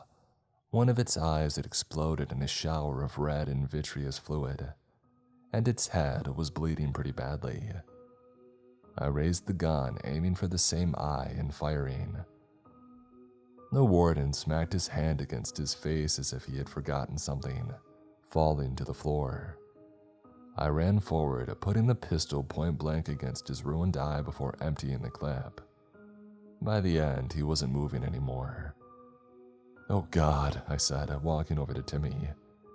I saw his shattered legs, his broken spine, and his snapped ribs. He coughed up red. "I'm sorry, Timmy, I really am." His head might have nodded slightly as he died, giving a final death rattle before falling still. I found a ring of keys on the warden's body. In excitement, I ran downstairs and I tried the locked door, and it worked. I went to the van, pulling out the dead driver and starting it up. After smashing through the garage door, I drove it through the gate. It did catastrophic damage to the prison van, but it got me far enough away before the engine finally gave out. I don't know what kind of prison that is, but I hope that I never see that place again.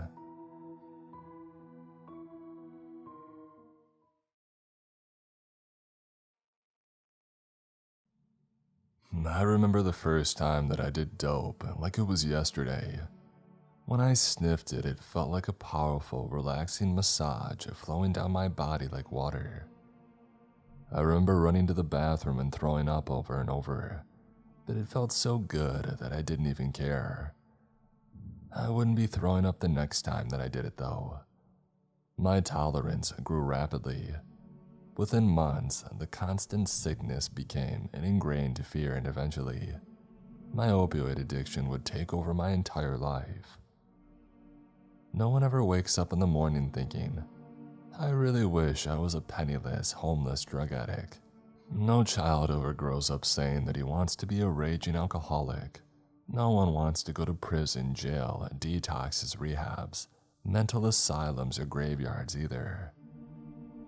But when the addiction takes over, you don't have a choice of what you will or will not do. When addiction screams at you to jump, you only ask, how high?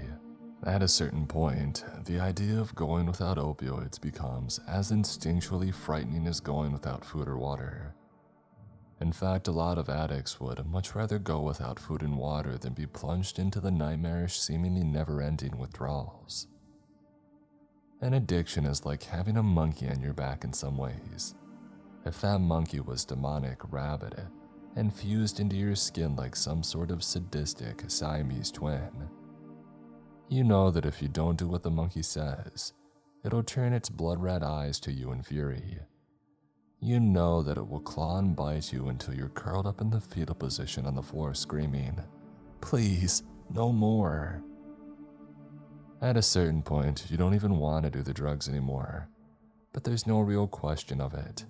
When the disease has progressed to its final stages, people who are in its grips become like an automaton, a machine.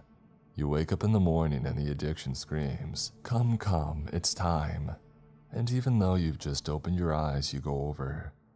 You know you don't want to do drugs anymore, yet you find yourself sitting in front of them anyway. And after years of this, you give up all hope of ever having a life where you're not a soulless puppet, until the only way out in the end seems like death. But not me. In my conscious mind, I knew that I didn't have a problem, that I just hadn't figured out the perfect way to control my drug usage yet. My delusion told me that there was some grand middle path where I could get high anytime I wanted and then stop whenever I felt like it. I just hadn't figured out the perfect way to stop, but I would in time. Of course, this was insanity. After getting kicked out of my apartment and losing my job, I decided it was time to try rehab again. It certainly wasn't my first time there. I had tried everything before, from prison to jail to rehab to detox to methadone to NA meetings and plenty of other things. Somehow I hadn't figured out the perfect method yet, but because my sickness told me that I wasn't sick, I was convinced it was only a matter of time. Soon I would just quit and be free of this terrible addiction, but certainly not today. It would always have to be next Tuesday or maybe next Friday. Next Friday always seems good and reasonable, until it comes and you realize you're still hopeless and on your way to an early grave. Yet this time was also different in a fundamental way, because really at this point, I did want to stop. The party had long ago ended and now the addiction was a full-time job that paid only in wages of misery and death. So I went to detox for the 12th time. I suffered the same nightmarish withdrawals as a million times before. Not sleeping for days, feeling my heart racing, seeing my hands and fingers trembling, feeling my stomach doing flips as it debated with itself whether it could hold down any food today.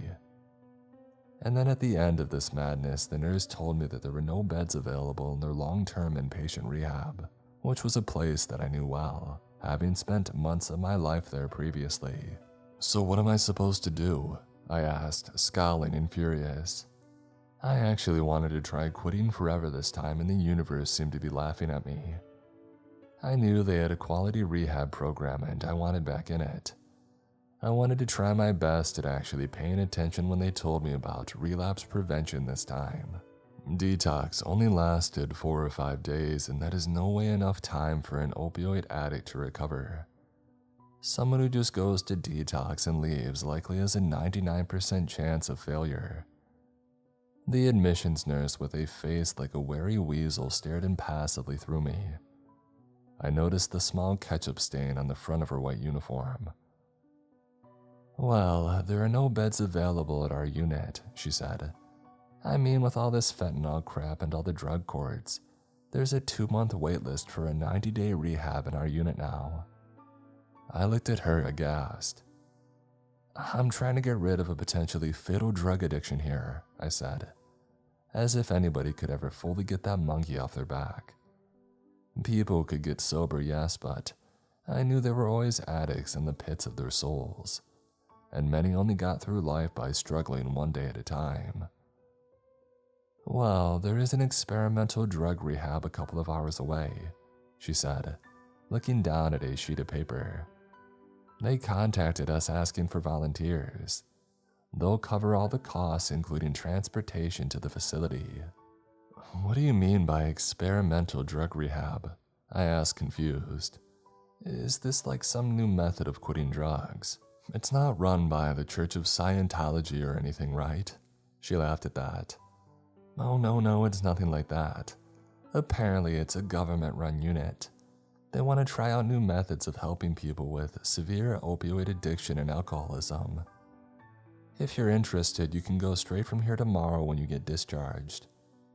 I thought about it for a long moment and I nodded at the nurse. "Yeah, sure," I said. "I'm willing to try anything." Drugs had finally beaten me into a state of submission. I remembered the first time that I went to rehab. I scoffed at their insane 12-step programs and their focus on a higher power. I thought that it sounded wacky, and I was in no way interested in drinking their Kool-Aid.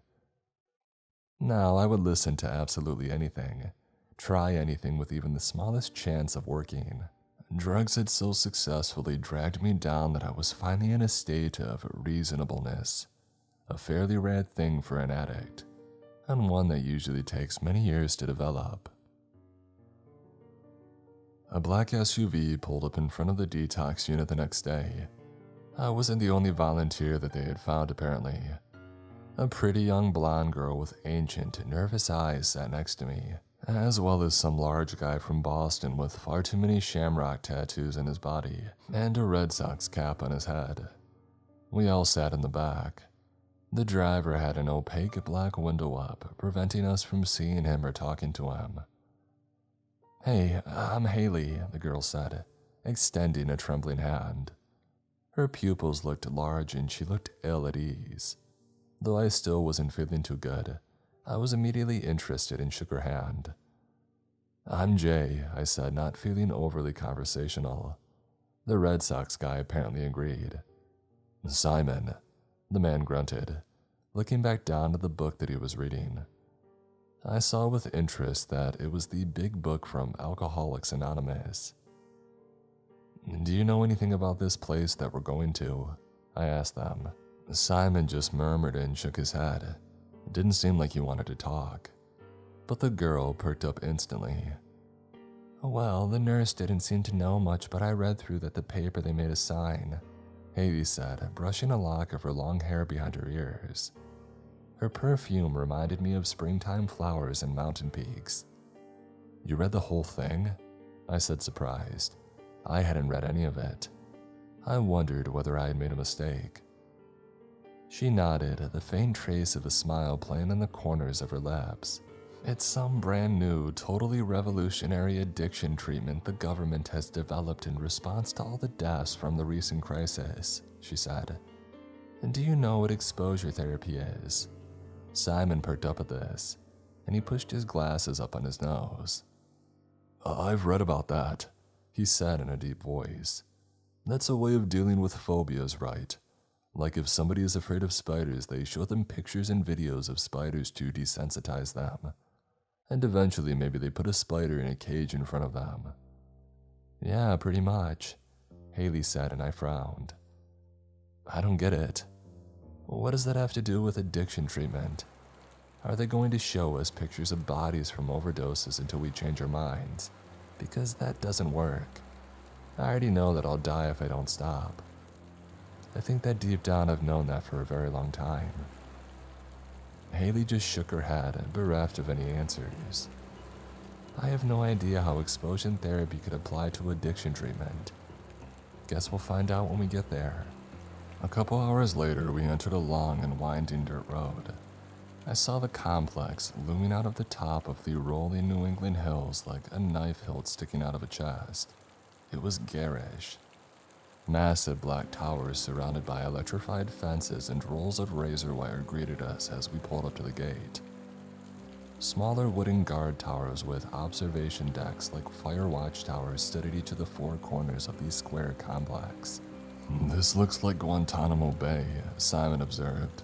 He suddenly looked very uncomfortable and nervous. He began shifting his large bulk around the seat. The springs gave an exasperated groan, and then he reached back and gingerly pulled his sweatpants out his rear without any sense of embarrassment. "Why do they even need all this razor wire? Why the guard towers?" I asked. The driver up front finally rolled down the divider. "Stay put, guys," the driver said in a nasally reedy voice. "Don't try to get out until they give the all clear.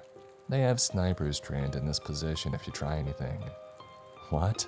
Simon yelled, stunned out of his introspection. "What is this, a joke?" The driver slowly rolled the divider back up in response. I sat there not knowing what to think. A soldier clad in all black came out of a small guardhouse at the entrance. He had a rifle in his hands and the finger on the trigger. He walked slowly over and knelt down.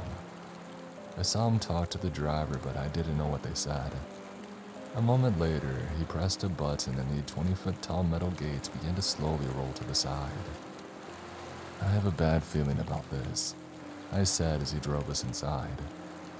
Haley and Simon both looked pale, their eyes wide and terrified as if we were entering a war zone. A garage door opened in the slick metallic black surface of the towers. They looked like giant, dark lighthouses looming overhead, except they had no windows and no lights. However, dozens of spotlights were placed to the top of the fences in the guard towers. At night, I figured this place would be more lit up than a football stadium. The driver drove into the garage. A sudden darkness overcame us. The doors unlocked with a clicking sound, and he rolled down the divider.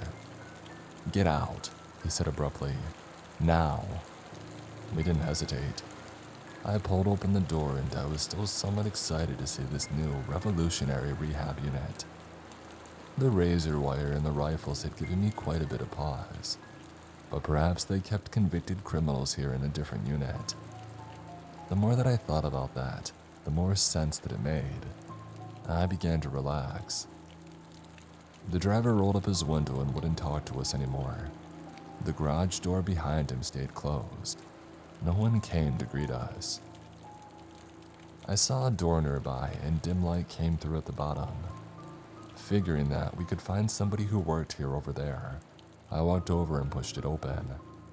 Haley and Simon followed close behind me. Bright fluorescent lights streamed down over a disgusting mold-filled hallway that disappeared far in front of us in a straight line. I saw patches of black mold rising like hair from the soggy floorboards. Splintering doors stood lining both sides of the hallway, some of them hanging off their hinges and others laid out flat on the floor. "Ew, what is this?" Haley said, a look of disgust crossing her face. Simon pointed to the door. "Hey, there's something nailed to it," he said, "a piece of paper." I looked and he was right. I quickly walked over to it and I pulled it off. It had what looked like splatters of red across the front. I took it, frowning as I read the yellowed, ancient-looking sheet aloud to our little group. Rules to survive the Great Path. 1. Do not sleep in the comfortable room filled with soft moss and poppies. 2. If you see the hobo with a mouth across his stomach, you must kill him. 3. Stay away from the patients in the delirium tremors ward. Anything they see comes true. 4. If you hear the hymns of the needle freak over the speakers, it means they have gotten out and you must hide. Great Path, Simon asked, curious. Is that the name of this place? If you read the contract you guys signed, you would already know that, Haley said, looking closer at the scrap of paper. Is that blood? She had noticed the dark red stains sunk into the ancient paper. Hey guys, I asked, feeling nervous again. Does anybody know that you're here? Like family or friends or anything? They both shook their heads. My family hasn't talked to me in a couple years, Haley admitted sheepishly. Same. Simon grunted and I nodded. Yeah, me too, I said, thinking. Do you think that's why they chose us? Because nobody would notice that we're missing. A look of horror crossed both their faces as they stood there. Like, did you even tell any of your friends?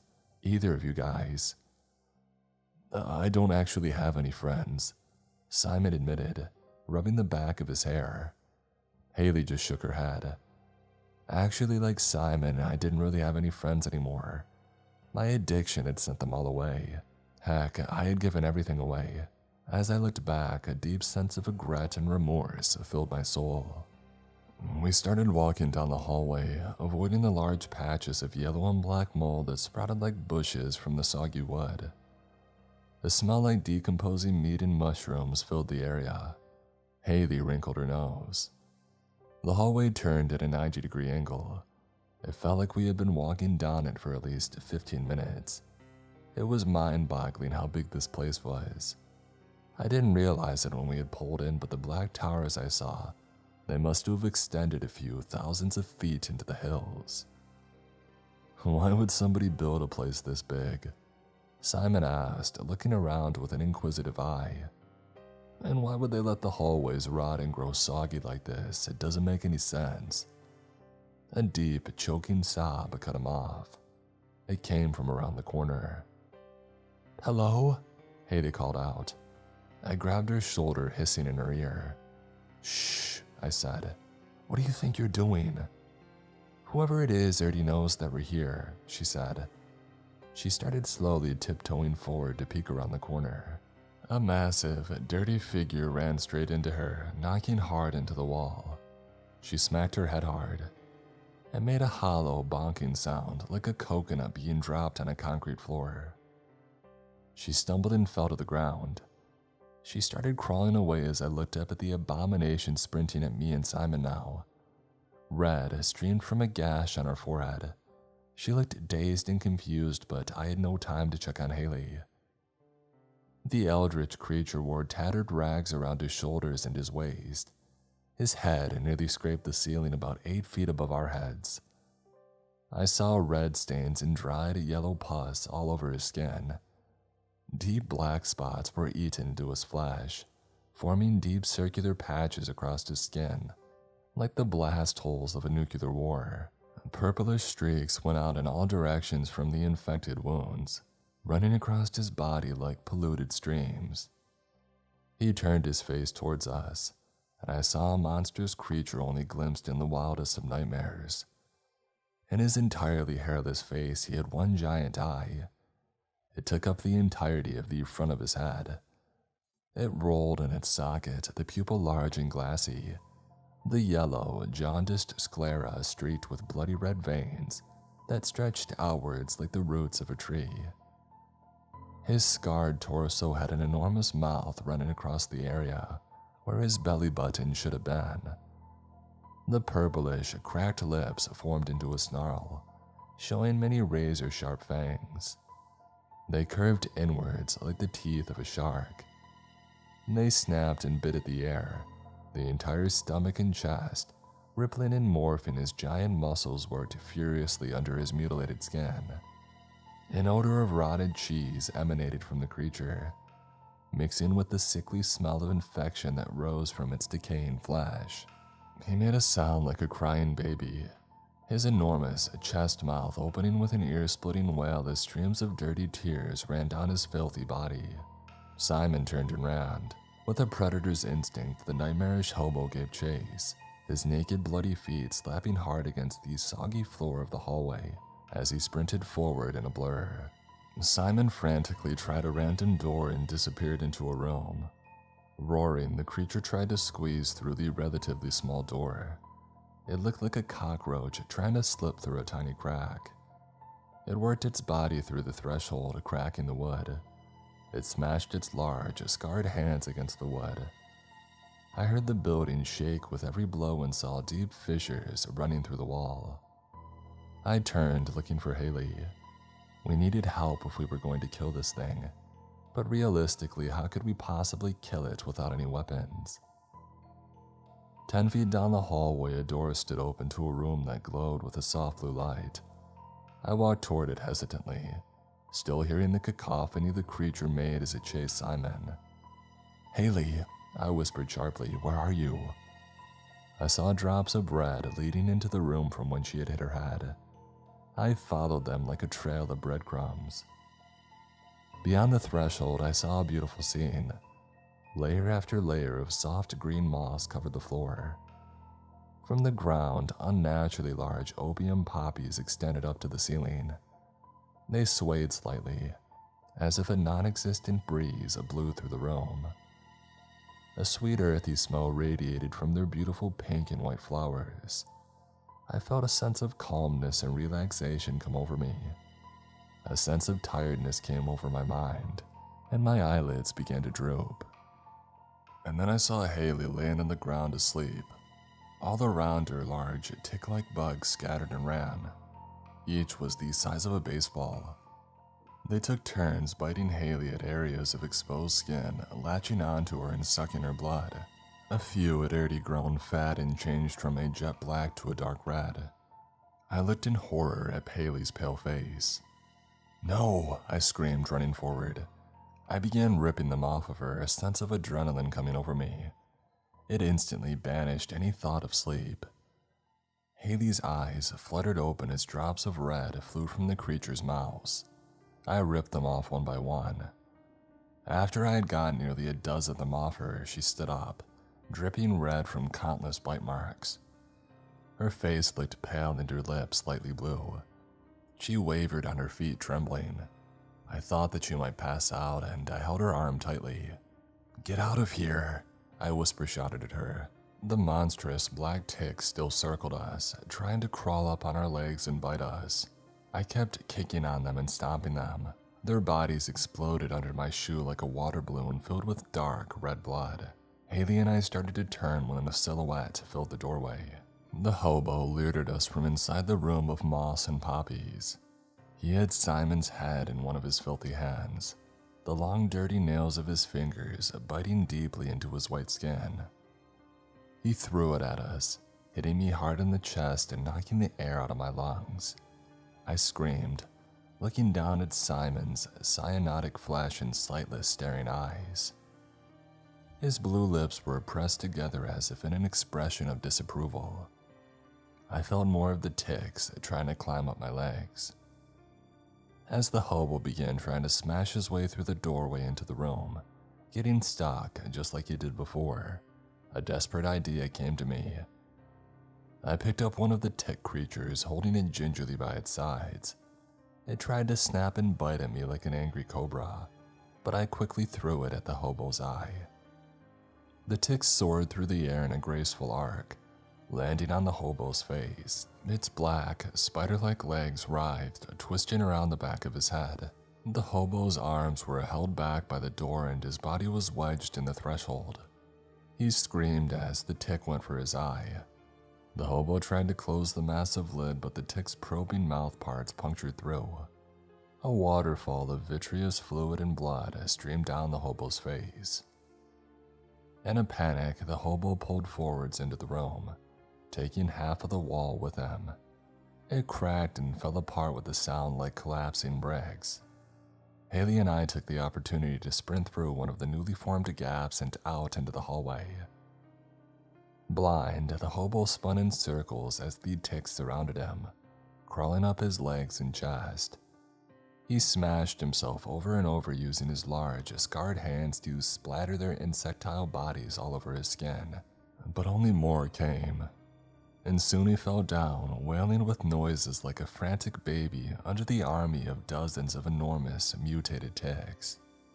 Haley and I ran down the hallway, seeing the rest of Simon's body laying over the threshold of the room that he had tried to hide in.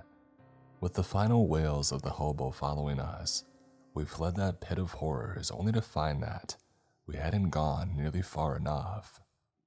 We found a staircase and we began climbing. We didn't know where we were going, but we figured if the bottom floor was terrible, perhaps the topmost floor was significantly better. The stairs went up about 15 stories. The rusted rails had fallen off and deep cracks like the fault lines of an earthquake ran through the concrete steps. They looked like they were getting ready to crumble into dust. We opened the door to the top floor. It gave a loud shriek of rusted metal. I winced, glancing down the hallway. It looked like an apocalyptic hospital ward. The white walls had yellowed with age and stained with drops of dark and ancient blood. Smashed windows looked on empty units with rolling beds. Many had pieces of human skin or deep layers of red caking their surfaces. A cacophony of white noise emanated from speakers above our heads. A hissing of static shattered the silence. Haley and I both jumped. And then a diseased, raspy voice began to sound over the ancient speaker system of the hospital ward. The lunatic god stares down black and cold. We eat the bodies of the weak and old. We change ourselves to fit his cries, feeling as our humanity slowly dies. We know that we are dead and weak, and so we all sing the hymns of the needle freak. "Oh God, not again," Haley whispered, her eyes filled with horror. "What's going to happen this time?" I grabbed her hand, hissing in her ear. "Run, run, we need to get out of the hallway." I said as doors slammed open all up and down the hospital ward. I saw dozens of walking corpses slumped forward, shambling and dragging their broken bodies slowly behind them. Some had marks of car accidents, such as the first young man that I saw with pieces of his leg bone sticking out through his skin and a deep gash through his skull. Others looked like they had died of overdoses, some of them still having needles sticking out of their arms. Haley and I chose a random ward, crashing through the door. Empty infant cribs stood all around us. Some had tiny red-stained clothes still in the cribs. I saw another door in the back hanging off of its hinges. I ran through, finding myself in a private room. A man stood there without eyes, the empty sockets bare and open like two silently screaming mouths. "My God, what happened to you?" Haley screamed, backing up quickly. I looked at the sign above the door with a growing sense of horror. It read, "Delirium Tremors Ward." "They kept coming," he said in a dead voice. "The spiders crawling on the floors, the baby crawling on the ceiling. My son, he died, you see, in his crib. I was too drunk to check on him at the time. Didn't find him for 12 hours, but here he's..." He stopped, inhaling deeply. "They're all here. I felt their claws on me. I saw his blue lips as his head spun around to 180 degrees and he showed me a mouthful of needles. A mouthful of needles." He trailed off, clawing at his hair with dirty hands. "I had to take my eyes out to stop seeing. I couldn't keep seeing it, I couldn't. Reality is ripping at the seams." The eyeless man continued, his gouged out sockets slowly dribbling red down his cheeks like crimson tears. "It's ripping and I have nothing to hold on to now. My son won't stop watching me with those black eyes of his. Please, make it stop." As he spoke, I saw something crawling above us in the ceiling. I looked up, seeing the baby. He clung to the ceiling like a spider hanging upside down. His stiff limbs reached forward, dragging himself along and wailing. His head began to spin around until it was completely backwards. The skin on its neck spiraled around in a sickening way. The baby gave a hiss like a snake. Its pure black eyes flew open and it showed a mouth filled with thousands of black needles that shimmered like obsidian under the flickering fluorescent light. Haley walked forward calmly, putting her hand on the man. From the room full of cribs, I heard shuffling and groaning. The corpses were nearing. "Your baby has found a way out," Haley said comfortingly. "A door, can you see it? It leads to beautiful rolling hills and open fields filled with flowers." The man's face seemed to slacken. I looked behind us, seeing a dead man approaching. He had black stitches running down his chest and countless scars from the drugs over his arms. Behind him, dozens of more corpses writhed and shambled towards us. We were running out of time. "A door," the eyeless man said. "I don't." "Yes, see it," Haley encouraged him. "It's a big door and your baby can go through it and find peace. Do you see it?" The man hesitated. I saw a door appearing in the wall nearby, slowly phasing into view. The baby's head finished spinning so that its neck was now hyperextended at 360 degrees. And then it gave a triumphant cry and skittered toward the door like a centipede chasing a prey. Beyond the threshold of the door, I saw the forests of New England. The sun beat down natural and beautiful, unlike all this horrible, flickering, fluorescent light. I grabbed Haley's hand and ran through the door. It closed behind us with a popping sound.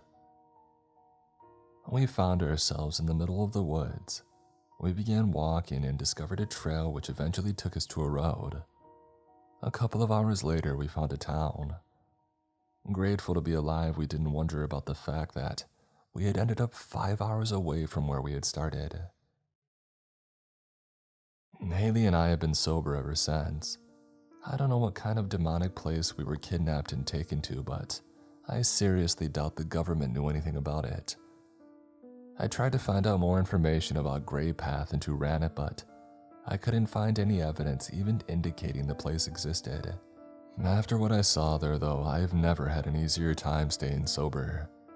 Dealing with the horrors and nightmares of Grey Path, seeing the walking corpses and the end stages of addiction, it changed me in a fundamental way. I no longer have any desire to use drugs, and God willing, I will never ever relapse again.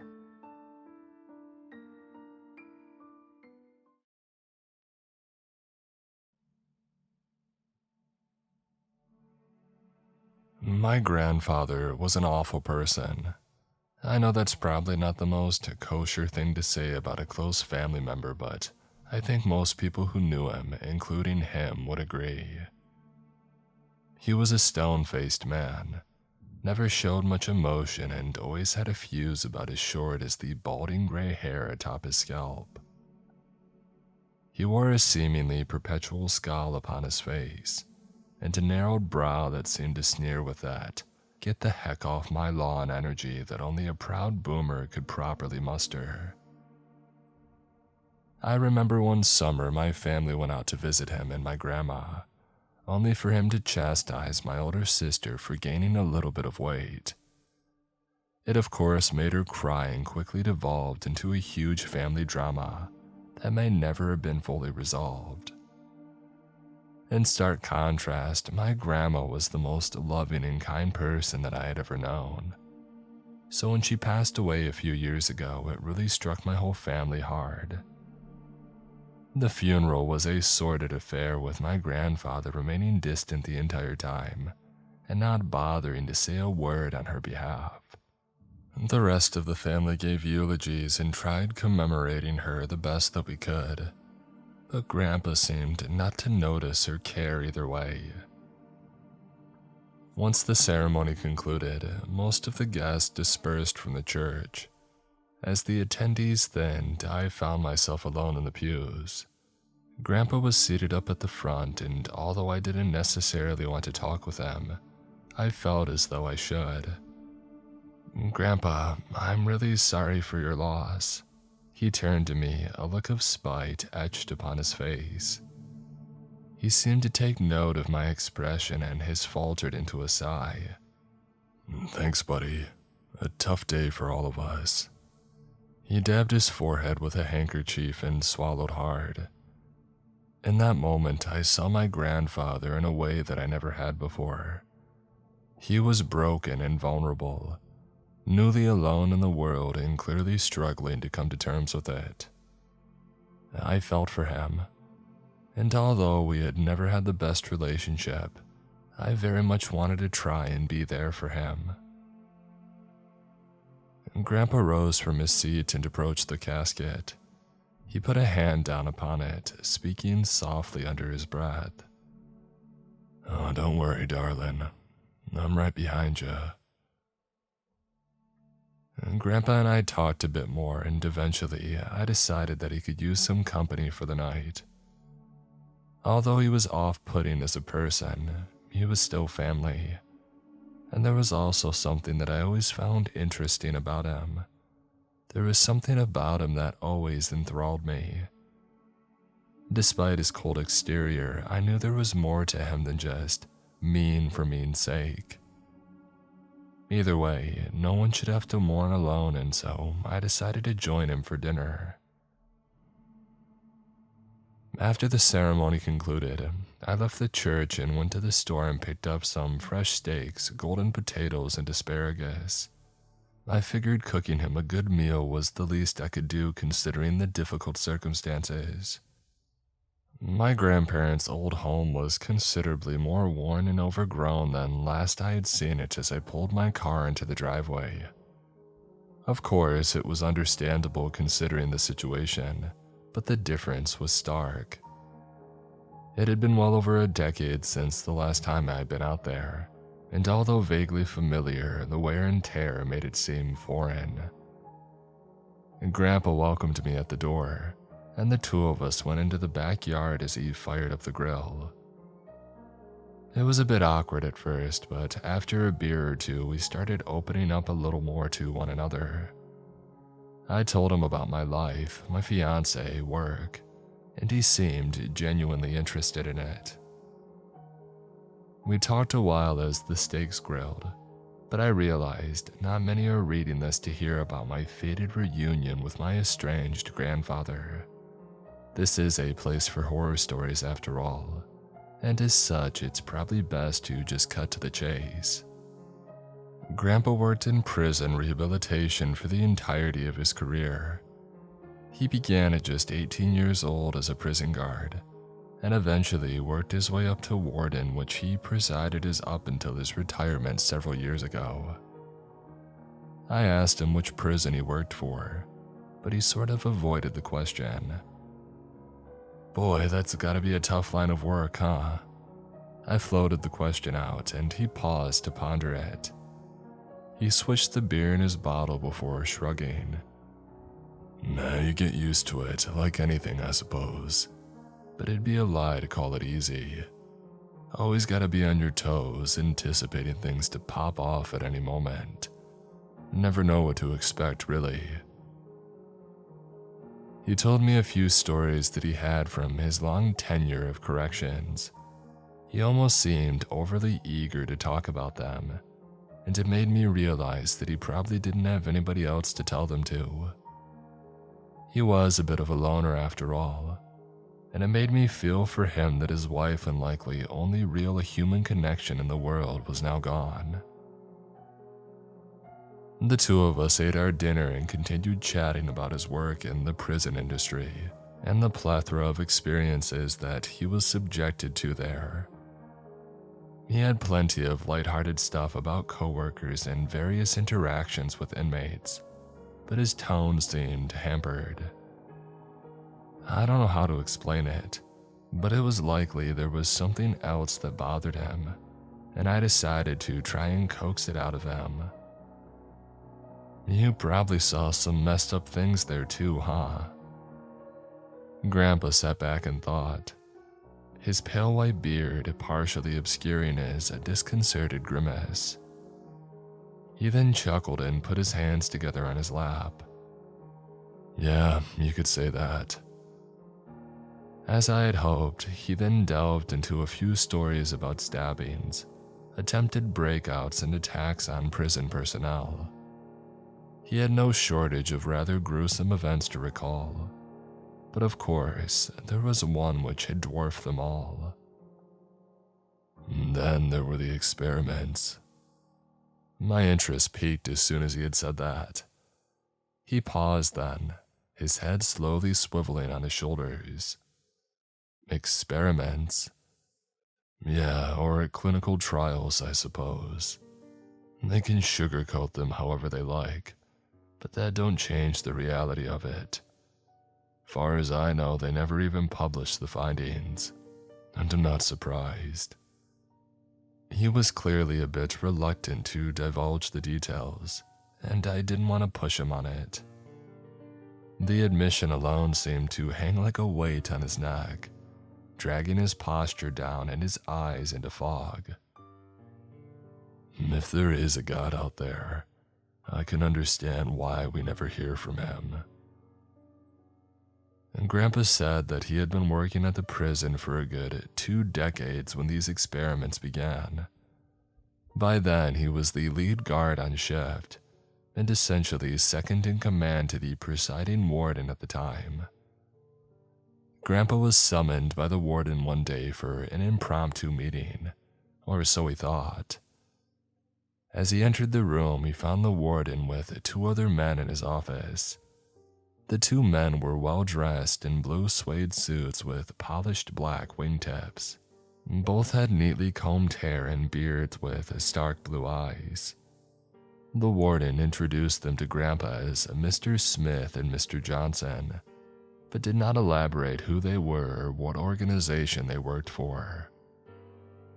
No doubt it was some government branch, but I never got confirmation either way, Grandpa explained. Apparently, the 2 men had already struck up a deal with the warden, and Grandpa was to be a part of it as well. They explained they were conducting an experiment to test the limits of the human psyche. They explained that all Grandpa would have to do was the same thing that he had been doing for 20 years. Guard the cells and ensure there were no complications with the inmates. The deal came with a substantial financial bonus, one which nearly doubled Grandpa's salary that year. But of course, he knew there would be a catch. The things we do for money. He just shook his head solemnly as he said it. These experiments would go on to be known unofficially as the Seclusion Project. The idea was a simple one. Take 5 prisoners and put them into solitary confinement indefinitely. Smith and Johnson's crew would monitor them and conduct research as they saw fit. The 2 men explained it was important research to determine the harmful effects on the human psyche to further understanding of the brain, but Grandpa saw through it. It was cruel. It was inhumane, and by the end of it, it was a crime against humanity. They knew that from the beginning, but they also knew that no one would speak on the behalf of those they chose. 5 inmates were chosen for the experiment. The warden claimed they had volunteered for a reduced sentence, but Grandpa knew that that was a lie. To put it simply, the 5 chosen were among the worst offenders currently imprisoned. Prisoner 1 was a middle-aged white man who had been convicted of multiple counts of aggravated assault against minors. He had been sentenced to 57 years and had served just 4 up to that point. Prisoner 2 was an elderly white male who had been convicted of the murder and attack of 6 different female workers over the span of 9 years. He had been given 3 life sentences and was the longest currently incarcerated inmate in the entire prison. Prisoner 3 was a black male responsible for the stabbing of an elderly couple and their 7-year-old grandson as a result of a home invasion. He had been sentenced to capital punishment and had been on death row for almost 5 years awaiting his fate. Prisoner 4 was a middle-aged Hispanic male who had once served as a hitman for a notorious drug gang. He had been convicted of executing 8 people and disposing of their remains during his tenure, though many believe his body count was much higher. Prisoner 5 was actually the only inmate that wasn't currently incarcerated at my grandpa's prison.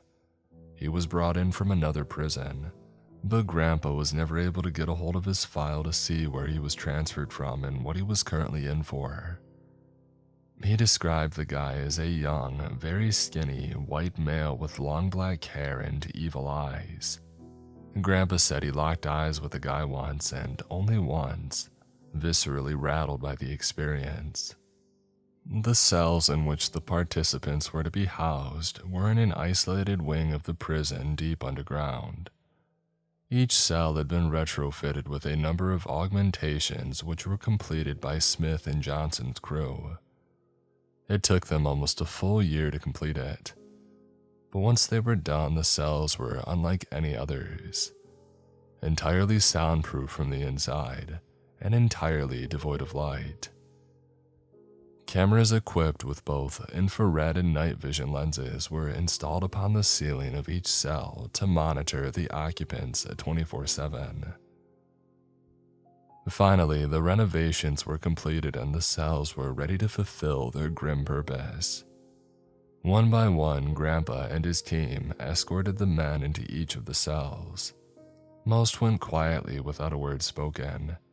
Grandpa theorized that the men were given promises of commuting their sentences, which helped ensure their compliance, but this was never confirmed. Inmate 3 talked non-stop throughout the trek to the cell, asking all manner of questions about a variety of things. Grandpa and his men just remained silent.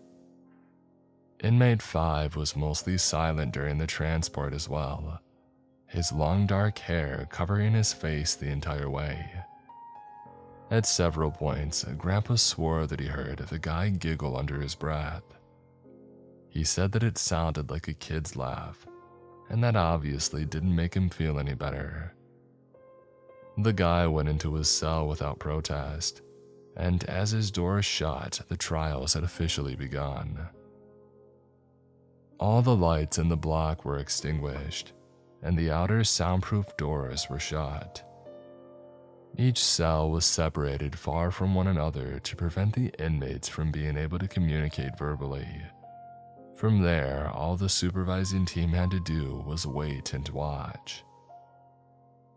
Grandpa simply went back to his duties then, checking in periodically on Smith and Johnson's team, but never venturing into the cell block. The inmates were to have no contact with the outside world whatsoever, and no exposure to light of any kind. Small slots in the walls were used to distribute food and water, and the inmates were well fed with good hearty meals unlike the majority of the other inmates in the prison. Grandpa continually emphasized how uncomfortable he was with the whole thing, even from the get-go. "Why didn't you say anything?" I bit my tongue as the words left my lips, worried that I would offend him. Grandpa just sighed, his shoulders slumped as his lips pursed. "It's hard to speak on behalf of those that you detest, even if you know they're being wronged." There was a profound truth to his words, and it made me take pause as he added another thought. It's not an acceptable excuse, but... He just trailed off there, shaking his head and sighing. After just a few days of seclusion, the inmates were already struggling quite a lot. Inmate 2 had been crying periodically, while 3 showed signs of severe paranoia. The other 3 remained mostly silent. 5 was the most unnerving, however, sitting almost entirely motionless for the entire day aside from sleeping. 4 tried to keep himself busy doing push-ups and sit-ups, while 1 mostly just laid around in various positions, slipping in and out of consciousness. On the eve of day 5, Inmate 2 had slammed his head into the side of the cell and began bleeding from his nose and mouth. After the impact, he fell and convulsed for several seconds on the ground as blood dripped from him. He fell still, and my grandpa anticipated them conducting a medical intervention, but they never did. They just continued to monitor as Inmate 2 was left to his own devices. Later that same day, Inmate 3 suddenly screamed. He began scrambling around his cell blind, slamming into walls and babbling incoherently. "There's something in here, man. Let me out." He shouted the words as tears poured from his eyes. He continued freaking out for a few more minutes until tiring himself out. He then collapsed onto the ground, panting heavily, staring upward to the top of the cell. He couldn't have seen it, but my grandpa swears that he was staring directly into the feed of the camera. Inmate 1 began having conversations with himself, apparently acting as both parties on either side of the conversation. The things he discussed with himself began as asinine, even comical at times, but they quickly took a disturbing turn. He role-played conversations between a young boy and his father, and the things discussed turned Grandpa's stomach. He wouldn't repeat or even hint at them, but considering why Inmate 1 was imprisoned in the first place, I can probably fill in the blanks. Inmate 1 then broke down, sobbing quietly as he held himself in the fetal position. My grandpa says this was the moment that really made him actually feel something for the inmates and question what he had signed up for. "These men did horrible things, there ain't no change in that. But even so, you come to realize how everyone has a story. Were they born monsters or were they made monsters? I won't pretend to understand how these things work, but what I do understand, from one human being to another, is the suffering of life." Things only got worse from there, and outbursts of screaming and sobbing became commonplace among all participants, minus Inmate 5. Alone in the silent darkness, they had nothing but their own minds to keep them company, and that company was clearly not bringing much comfort. Inmate 4 would often pantomime holding a gun and seemingly acting out shootouts and conflicts in his cell. His breathing would increase and he'd be moving and ducking around the cell as though he were trying to avoid getting shot.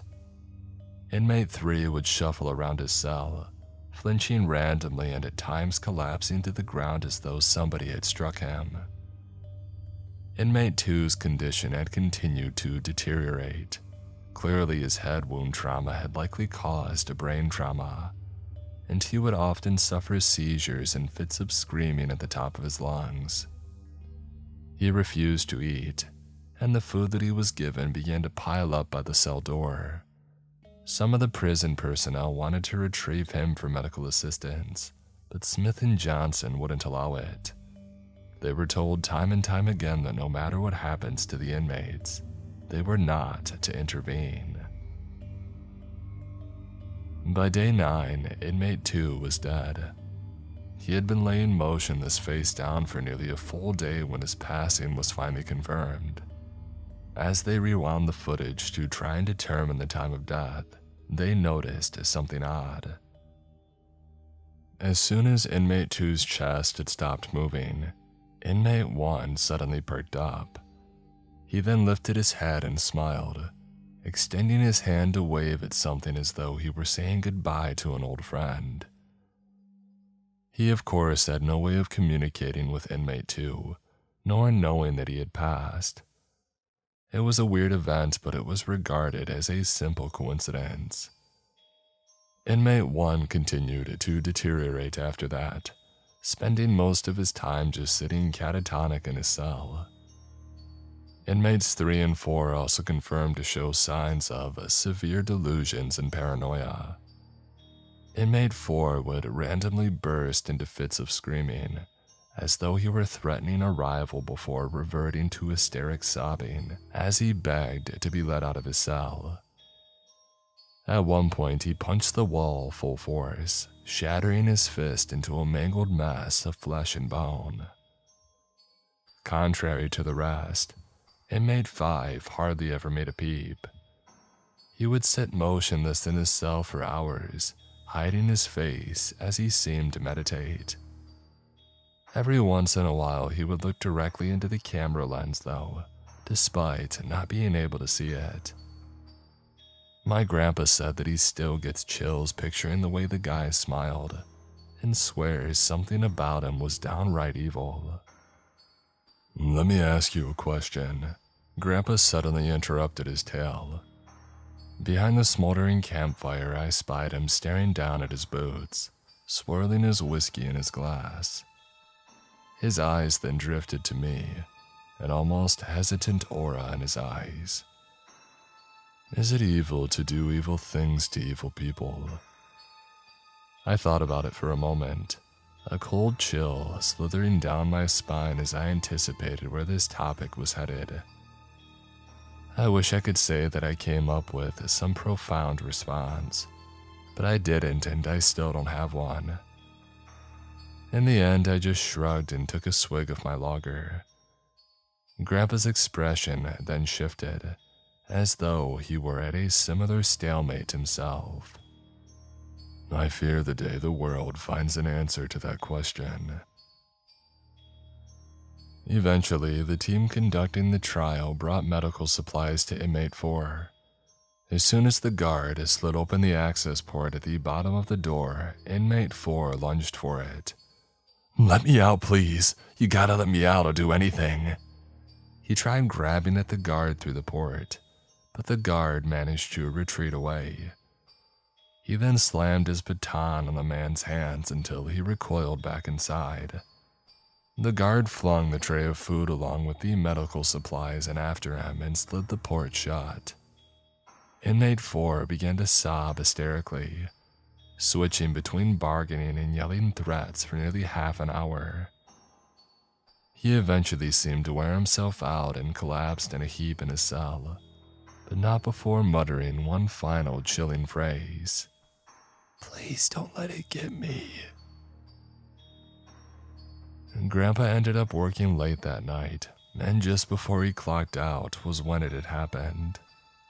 One of the other guards frantically called him to the monitor station. On the feed, Grandpa saw Inmate 4 flailing around desperately and screaming.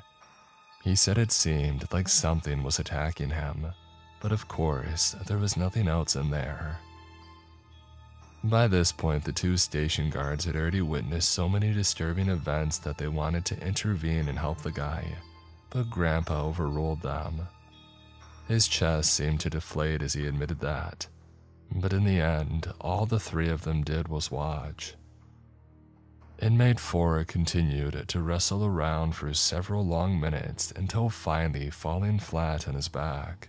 He then began to grasp for his neck and appeared as though he believed someone was straddling his chest and choking him. He began to gurgle and cough, flailing desperately as his eyes bulged from their sockets. In under a minute, he let out a soft gasp as the strength drained from his body, and he fell still, never to move again. Once again, the moment that Inmate 4 fell still, Inmate 1 perked up. Just as before, he then smiled and waved while staring in the direction of Inmate 4's cell, despite not knowing where he was housed or even that he was there to begin with. Inmate 5 then suddenly perked up from his fetal position, his neck craned backwards and head angled upwards, but his face seemed entirely devoid of emotion. "Please, don't let it get me." He repeated the final words of Inmate 4 in a whisper. He, like Inmate 1, had no way of knowing nor hearing Inmate 4, and yet somehow repeated the exact same phrase. As the words left his mouth, his lips curled into a wide, almost inhuman smile. Grandpa described it as the look worn only by the most deranged of lunatics. Inmate 5 then erupted into a bellowing laugh which caused everyone in the observatory room to flinch. Grandpa said that he was nearly scream-laughing at the top of his lungs as his eyes seemed to bulge out of their sockets. After a good full minute, he finally seemed to quiet as his calamitous laugh quieted to a hushed giggle. "Please don't let it get me." He then turned and once again glared directly into the hidden camera lens in his cell. Grandpa described that moment as feeling like he was staring into the eyes of the devil himself. He had seen enough for that night, but before leaving, Smith caught up with Grandpa as he was about to head out.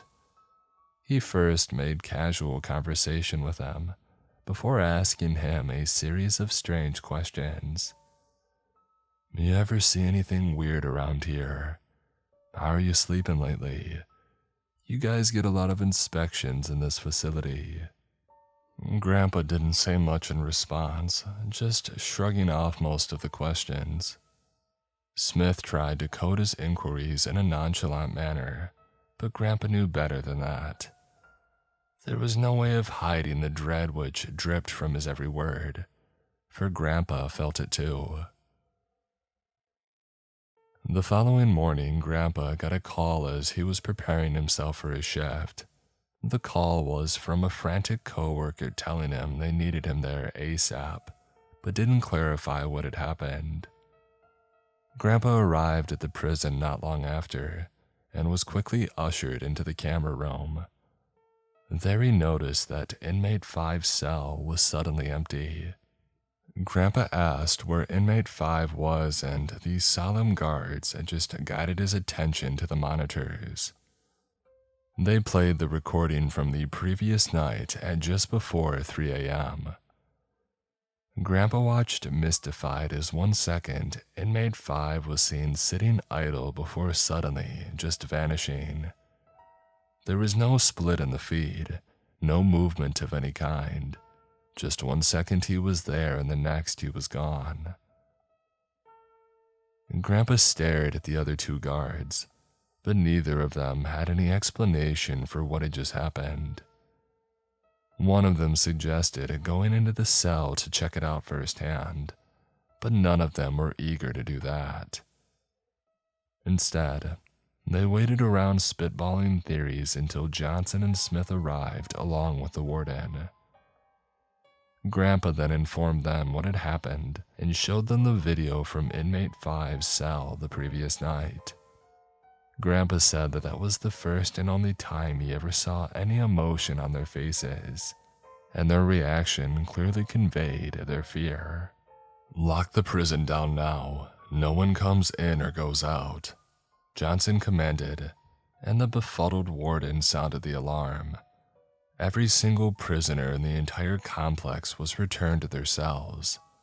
Grandpa and the other guards spent the next 12 hours combing every square inch of the prison. Despite their best efforts, not a single trace of Inmate 5 was found. The search was eventually extended beyond the prison walls, but once again, the attempt proved futile. Eventually, Smith and Johnson ventured in to search the seclusion cell block themselves. By this point, only inmates 1 and 3 were still alive in their cells. Neither of them reacted as the men entered the block. Inmate 1 continued just rocking back and forth, mumbling, while Inmate 3 appeared to be asleep. Smith and Johnson were in there for nearly an hour before returning defeated and stupefied. They didn't say much to the others, and by that point, the entire staff was exhausted from the day's events. Grandpa and his crew were dismissed as the night crew took over. Grandpa said that he had some of the worst nightmares of his life that night, and barely slept a wink despite being exhausted. When he returned to work the following day, he found the other members of his crew looking much the same. They were all summoned into the meeting room with the warden as they awaited their instructions. The warden then informed them that the experiment had been discontinued. The only surviving members of Inmate 1 and 3 were to be returned to general population. Grandpa protested that decision but was overruled. It turns out that Grandpa was right to be wary, as neither inmate lasted long when back in the prison. Inmate 3 began behaving like a cornered animal, showing signs of paranoia and aggression. He got in multiple fights with other inmates, until one scuffle ended with him getting his head slammed into a bed. He ended up dying from severe cranial hemorrhage not long after. Inmate 1 was much more composed, but not less traumatized. He just kept to himself, refusing to eat and isolating himself from everyone. After about a week of his self-imposed starvation, Grandpa's team prepared to intervene. They found him dead in his cell the following morning. His body was taken in for autopsy, but the coroner could not determine a cause of death. Apparently, the fallout from this event caused the former warden of the prison to step down. My grandfather was named the new warden shortly thereafter, but a lot of the other guards ended up leaving as well. For a while, the management was worried about a potential legal investigation, but as time went on, there was nothing. They never heard from Smith or Johnson again, and in time, people forgot altogether. But Grandpa never did. He polished off the remainder of his beer and clasped his hands before him as he concluded his story. The campfire had been reduced to smoldering coals by then, and Grandpa's once serious demeanor appeared suddenly much more crestfallen. We all do things we're not proud of, you know. We all make decisions for what we think is the best option. But sometimes we're wrong. I did it for the money, there's no denying that. But why did they do it? Smith and Johnson, or whatever their real names were. Why did they do it? His gray eyes drifted to me, as though he expected me to answer. More than likely, he searched for any answer that could be offered, but I hadn't one to give. Did they ever find him? That prisoner that disappeared? And Grandpa's head slowly swiveled side to side as his eyes seemed to deflate. As far as I know, he was never seen again. It was in that moment that I almost found myself skeptical. He had told his story so well that I very nearly believed it. You're messing with me, I called him on it, but his face didn't falter an inch. He slowly turned to me with that cold, ironclad stare that he was renowned for. He didn't need to say anything in his defense, for his expression told me that his words were true, and they had haunted him for a lifetime. How does that happen? How does somebody just vanish into thin air? And Grandpa shrugged at the question and massaged the back of his neck. He thought for a moment and then smirked, but refused to make eye contact. If you can figure that one out, you let me know. He chuckled to himself and then crossed his arms.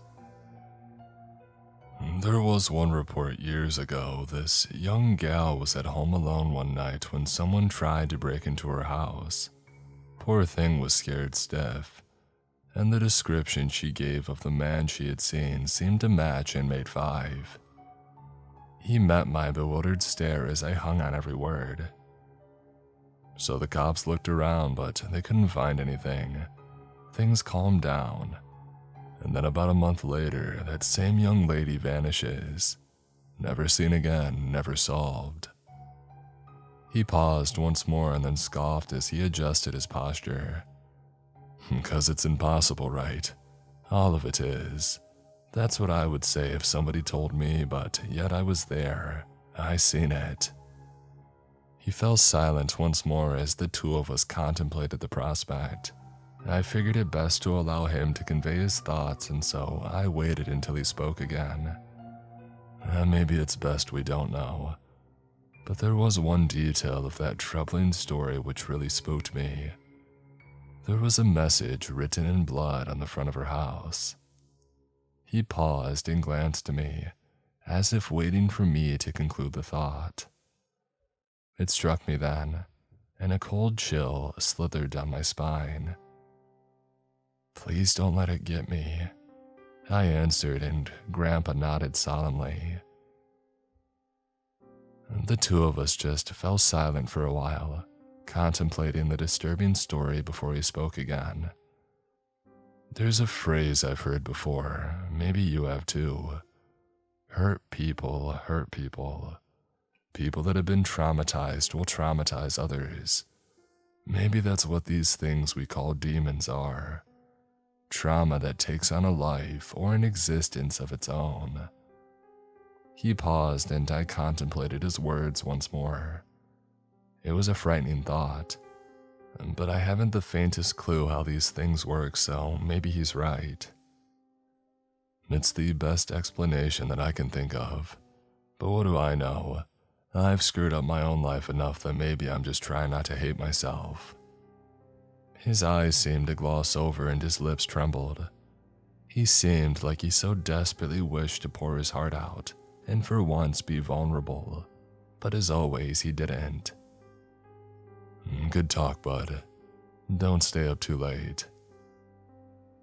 That was all I got. His last parting words before taking his leave. It was the last conversation that we ever had, but his words have been with me ever since. I don't know what to make of his story, but he sure seemed to put a lot of stock in it. It horrified me knowing what he was a part of, but I suppose I shouldn't be that surprised. I'm sure there's all sorts of nefarious experiments and trials in the past, but that's not really what this account was for. Grandpa was a complicated man who lived a complicated life. I never knew him well, but I'm glad that I got to know him a little bit. It makes his sour demeanor throughout the years a little less imposing, and it sheds some new light on why he was the way that he was. I just hope he found some peace before the end. But after what I heard, I'm not so sure that it worked out that way.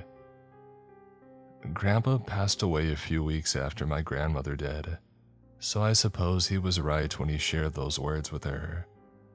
I heard from my aunt later that he had been found in his favorite chair, a cup of coffee beside him with a single piece of paper in his lap, etched in a simple handwritten phrase which rattled me to my core. Please don't let it get me.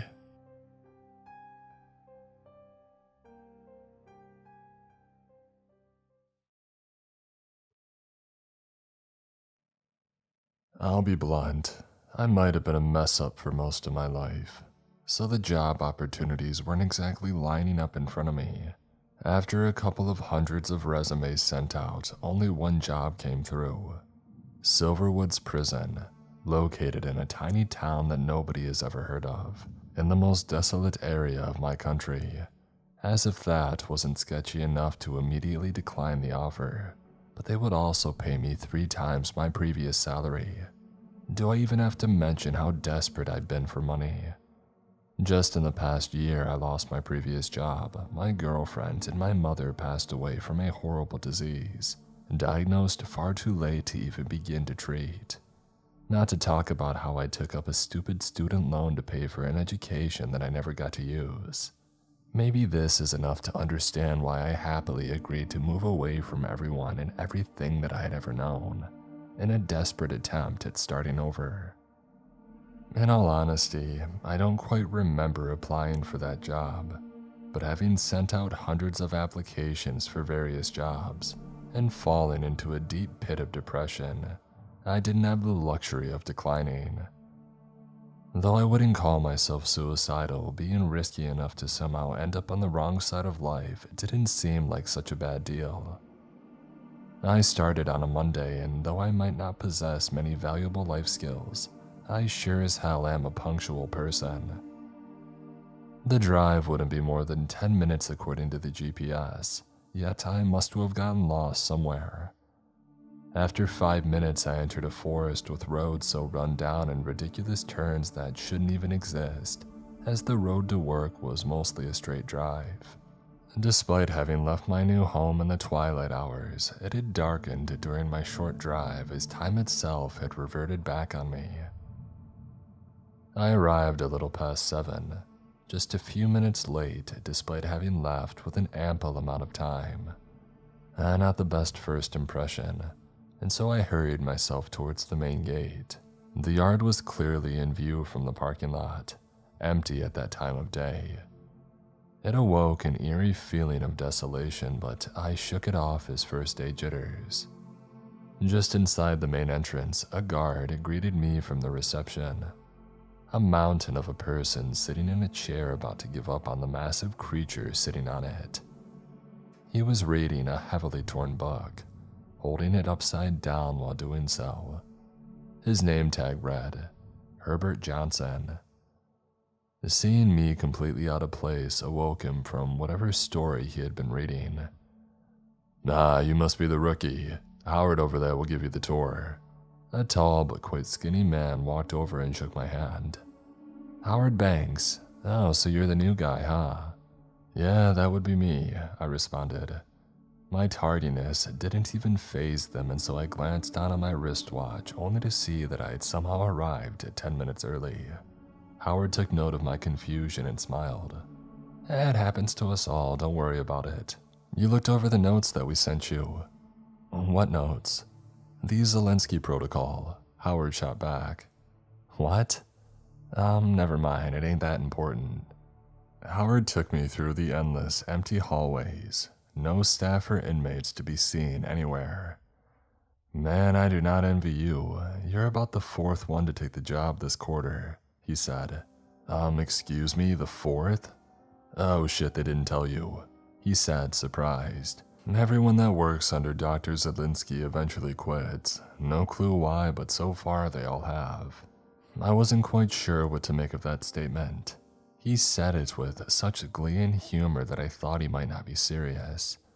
Or maybe that fact brought some entertainment to his otherwise boring job. Whatever the reason, he didn't make me feel too comfortable.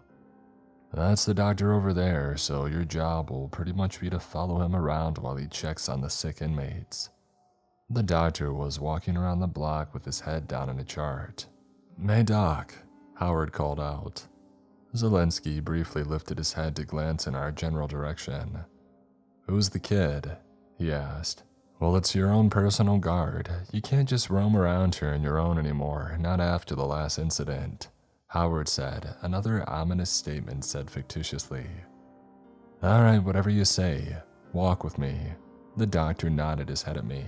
We started walking down cell block D, which on its own could house around 40 inmates. While all the cells were empty, they were clearly inhabited, based on personal effects and messy beds.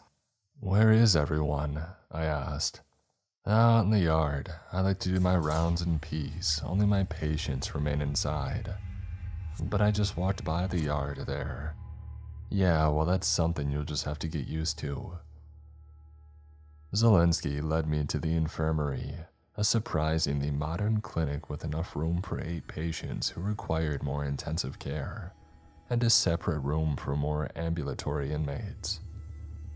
"All right, you stay outside while I see a couple of patients and finish my paperwork. Keep yourself occupied however you see fit."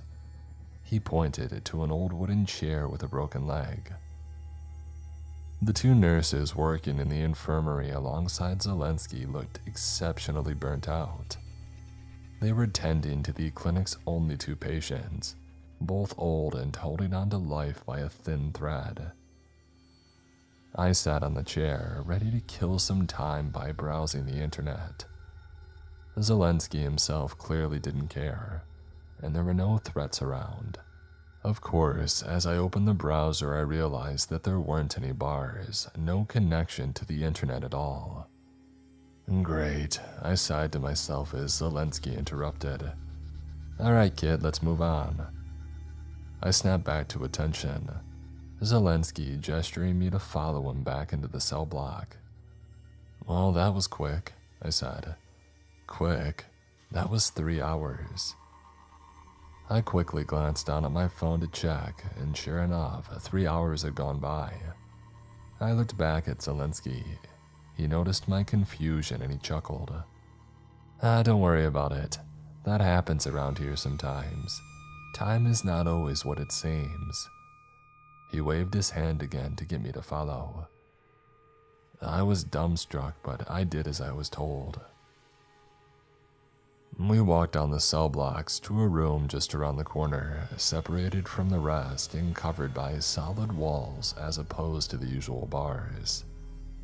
Cell 144. This patient is not going to hurt me, so stay out here unless I call for you, he demanded. I did as commanded and he went inside. Despite the walls, it was easy to overhear the conversation going on. Good morning, Harold, Zelensky said casually. How are you feeling today? Who the hell are you? Where's my doctor? Harold snarked back. I am your doctor, he said, completely unfazed by the rudeness. In fact, I'm only the one who's been doing these rounds for the past 10 years. There was a moment of silence while I heard someone writing on paper. I ain't even supposed to be in here. I didn't do anything wrong. You killed someone, Harold. I keep telling you, but you never listen. I know, but it was well within my rights. She broke into my house in the middle of the night. She was your wife. Well, that's what she said too, and maybe she even had the same voice, but it wasn't her. Zelensky sighed. Until you can come to terms with what you did, there's nothing more that I can do for you. There was a small window on the door for me to see through, but Dr. Zelensky was standing in front of the patient, so there wasn't much to see. As far as I could tell, he was changing some bandage covering the patient's head.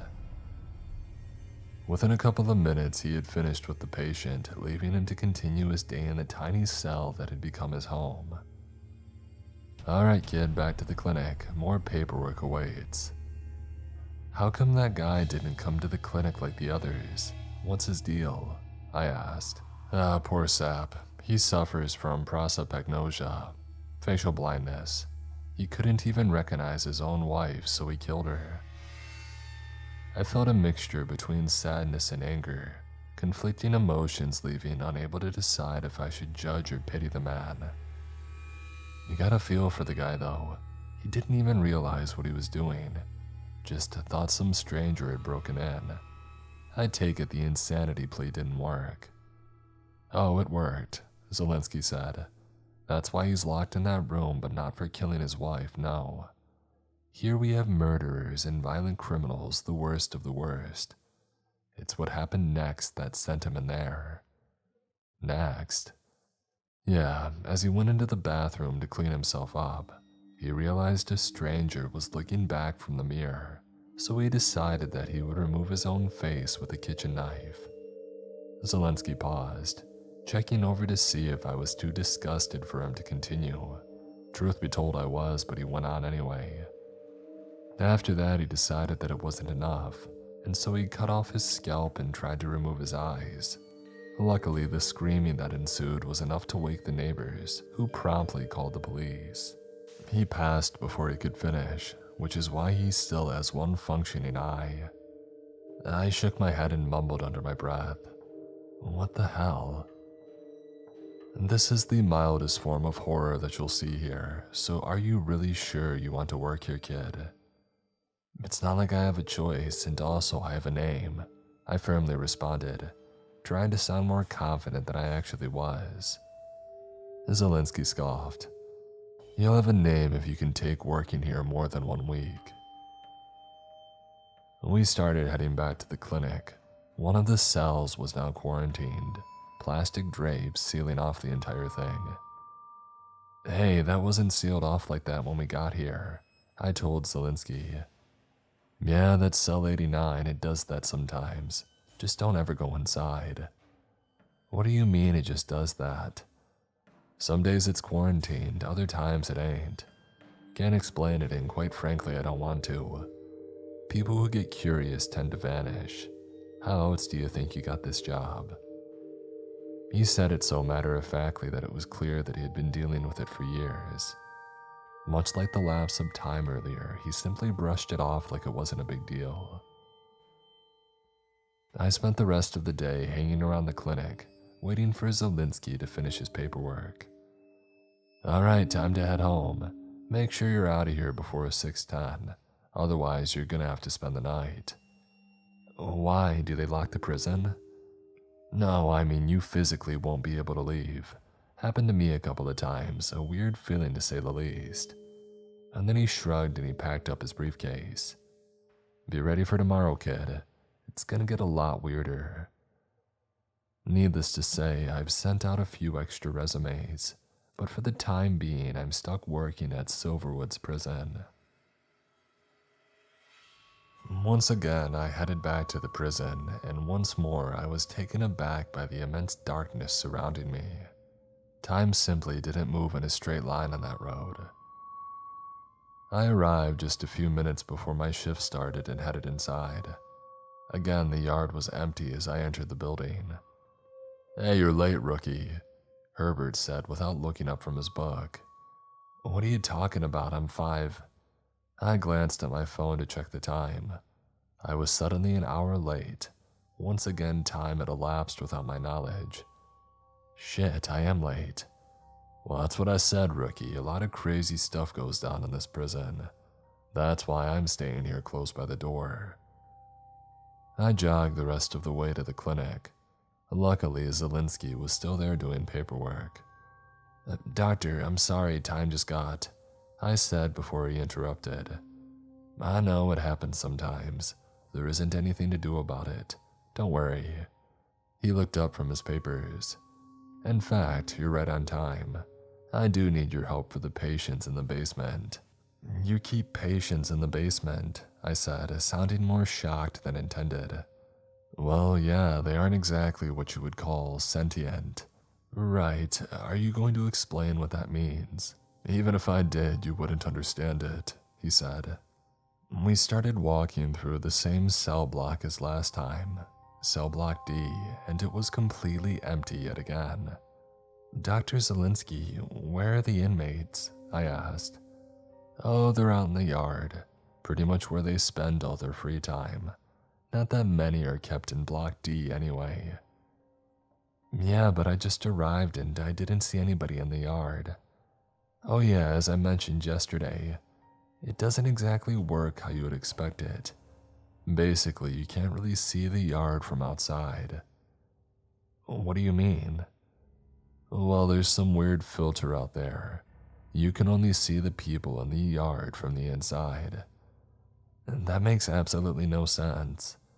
Maybe not, but clearly reality doesn't care if it makes sense to you, now does it?" I didn't ask any further questions. Clearly no one knew and it wasn't worth the risk to explore it. He led me towards the basement, which was through block D. There were 3 doors leading to different parts of the building, such as a generator room, a storage facility, and finally the basement. To get down, we had to push ourselves through a narrow staircase crudely built into a narrow tunnel. All the walls were made out of mountainous terrain the passage had been dug into, which were all dimly lit up by bulbs hanging from the ceiling. The basement was large with multiple rows of beds covering the entire room. Next to each bed stood frail patients with intravenous lines hanging down from empty medicine bags. None of the people moved. They simply stood idly next to their beds, all facing the same direction. "What the hell?" I said out far too loud. "Yeah, we've got to change their banana bags and then put them back to bed." "Do they always stand like this?" "Yeah, they usually get up a few times a week." Zelensky headed for a line of fridges, each filled to the brim with medical bags, or banana bags as he called them. The patients had swollen feet from standing still so long, with visible varicose veins running up and down each leg. I walked carefully up to one and waved my hand in front of his eyes. He didn't react at all. "So what happened to them?" I asked. "That beats me.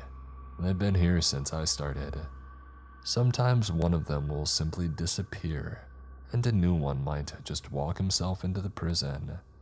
We usually find the new ones wandering aimlessly around the halls." He looked over at my terrified face. "Don't worry, kid, they're completely harmless."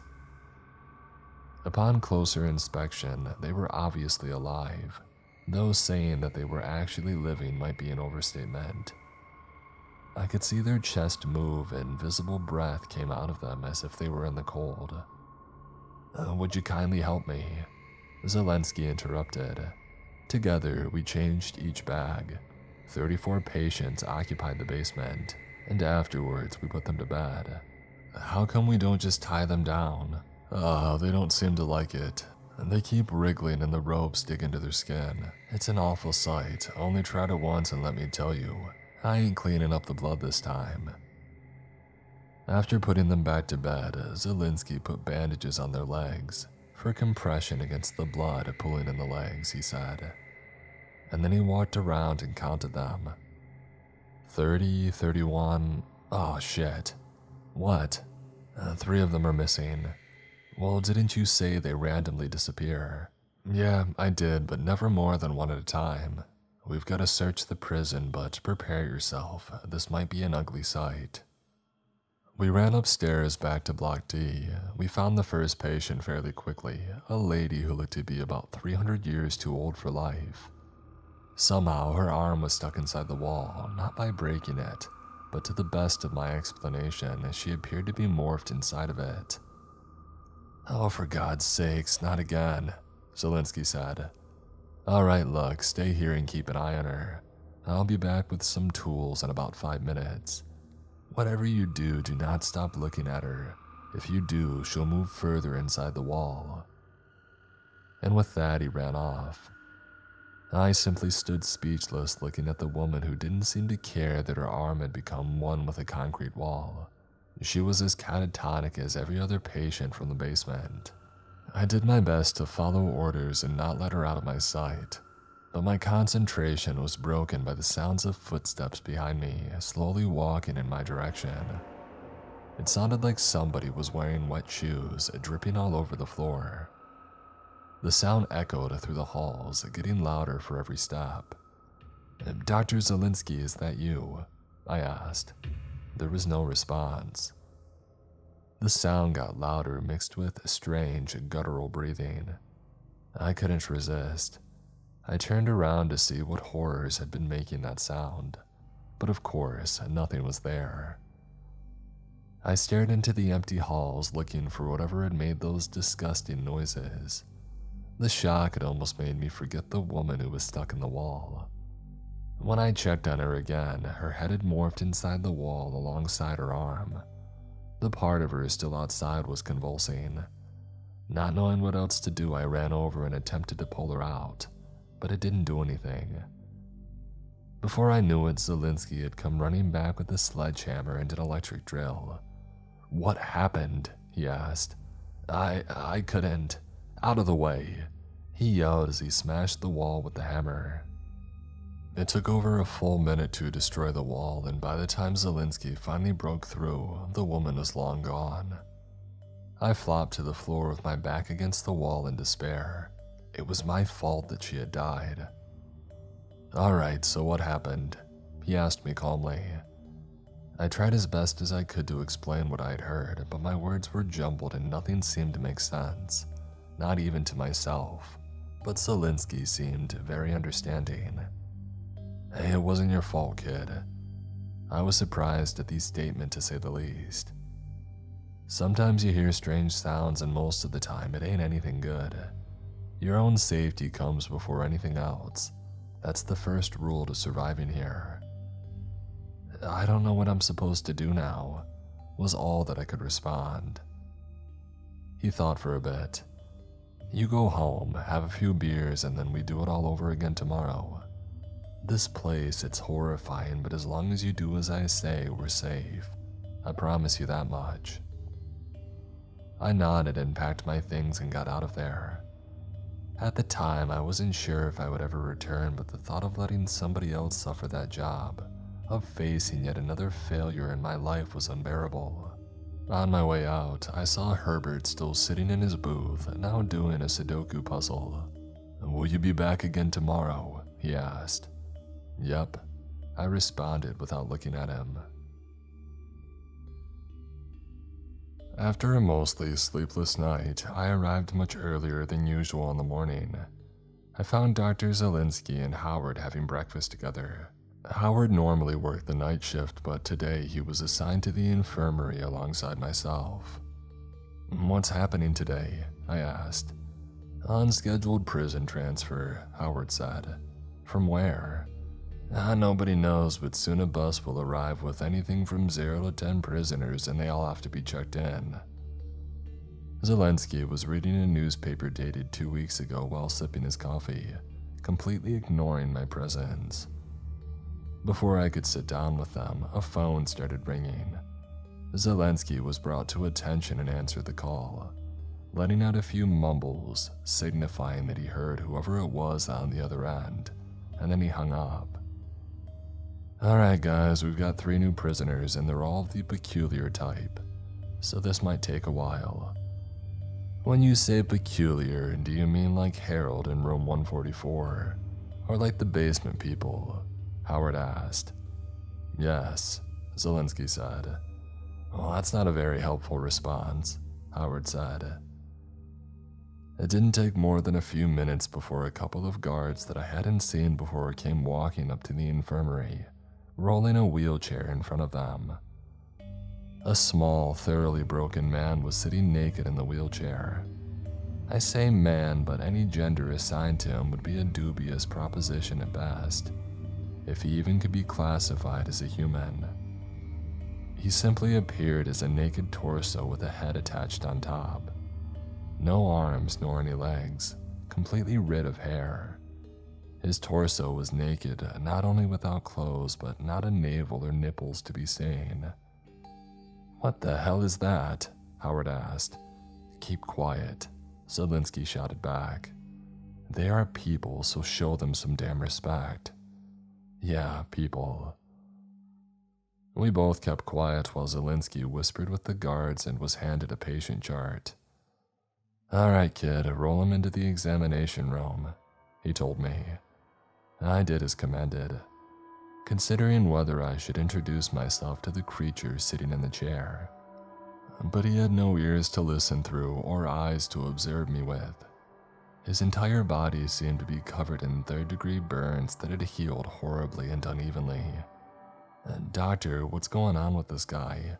Is he even aware of his surroundings? I asked.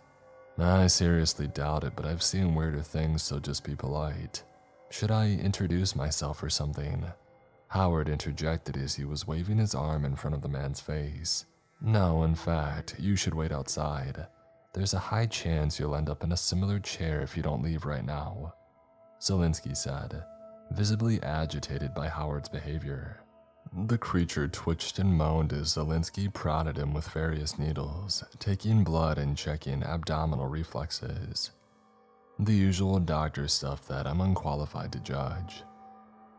He hated every second of it, and as he screamed in agonized confusion, I saw that his tongue was nothing but a mere stump of flesh sitting in the middle of his mouth.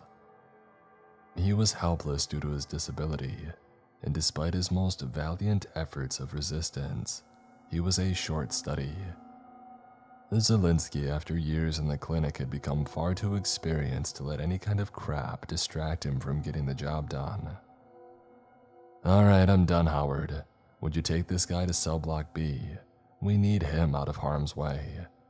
Howard came running back into the room. Yes, sir, he responded, before rolling him away. Zelensky glanced back at the list that he had neatly placed on his desk. His mouth contorted into a subtle frown.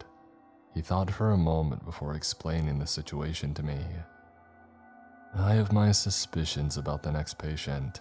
I think that it'll be difficult, so I need you to be ready, all right? I nodded in silence.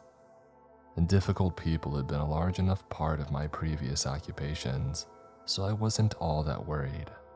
But the thought of dealing with another bizarre situation lingered in my mind. All right, Dr. Zelensky, this is patient number 987. An unknown guard said as he rolled in a rather muscular man in his early 40s. His body was limp, but he appeared to be breathing. Is he sedated or something? Zelensky asked. God knows, he's been like this for the past few months since we found him, and got ordered to move him here, so now he's your problem. Zelensky sighed. His muscles sure didn't atrophy. He's definitely going to be trouble. The man was massive. Not only did he look like Arnold Schwarzenegger in his prime, but he was as tall as a redwood tree. Safe to say that I was terrified by his appearance alone, despite him being fast asleep. I held my hand close to my taser. At that point, I wished that I would have been given a real weapon. Zielinski carefully approached the new inmate and put a stethoscope to his chest. A very soft touch at first, and then with increasing confidence, he checked the patient out.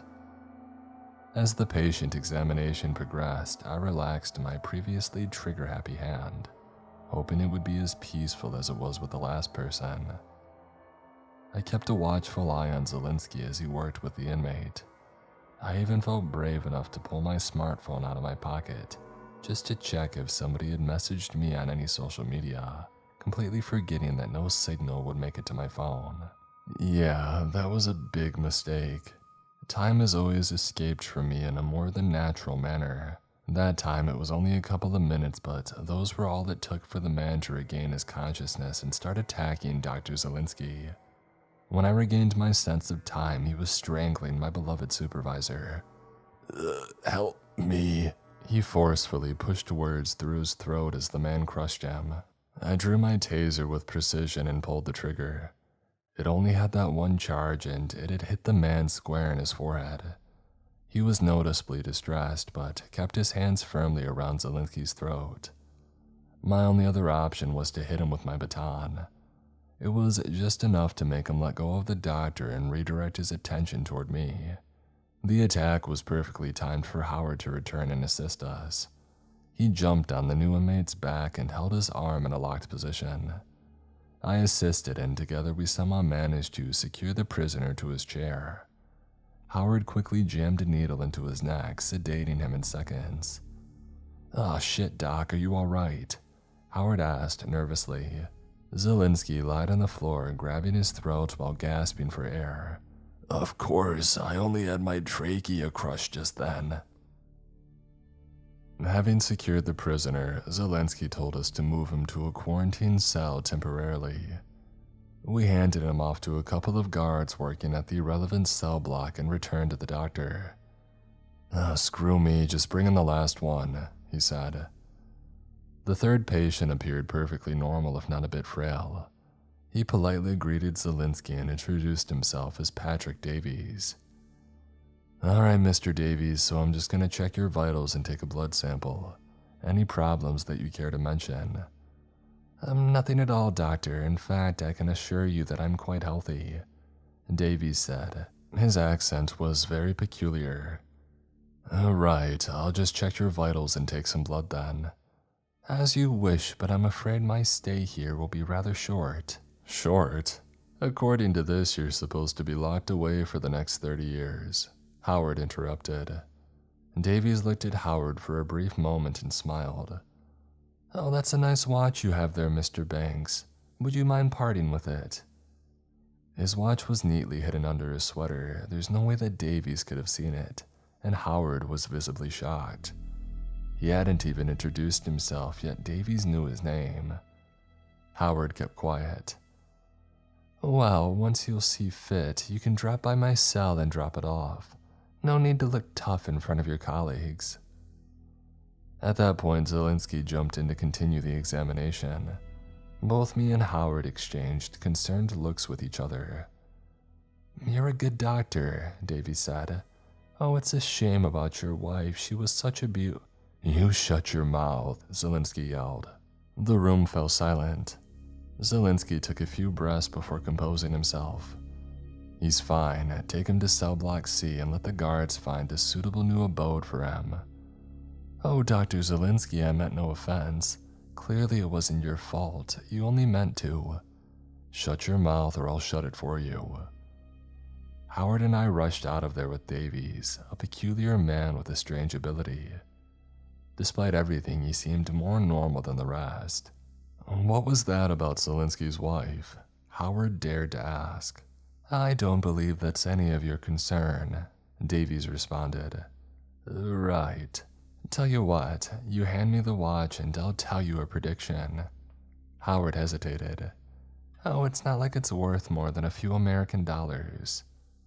Half out of what I assumed to be a morbid sense of curiosity and half out of fear, Howard handed over his watch. Thank you, Mr. Banks. So what's the prediction? Tomorrow is Thursday. On this particular day, as I'm sure you're well aware, Cell Block D does not belong to you. How the hell do you know about that? Howard shot back. As confused as I was speechless, I intently listened to the next part of the conversation. The owners are quite fond of me, and I would kindly ask you both to stay out of the way. There won't be any need for violence. So they're going to break you out? I asked. Oh no, not at all. They're going to bring me over to their realm. Before I could ask anything else, a guard grabbed Davy's arm and ordered us to not talk to him. He quickly guided Davies away to Cell Block C and waved his arm to make us leave.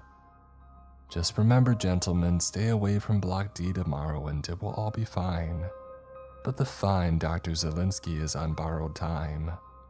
Davies yelled from his cell as we walked away. As we got ready to leave for the day, neither of us said a word.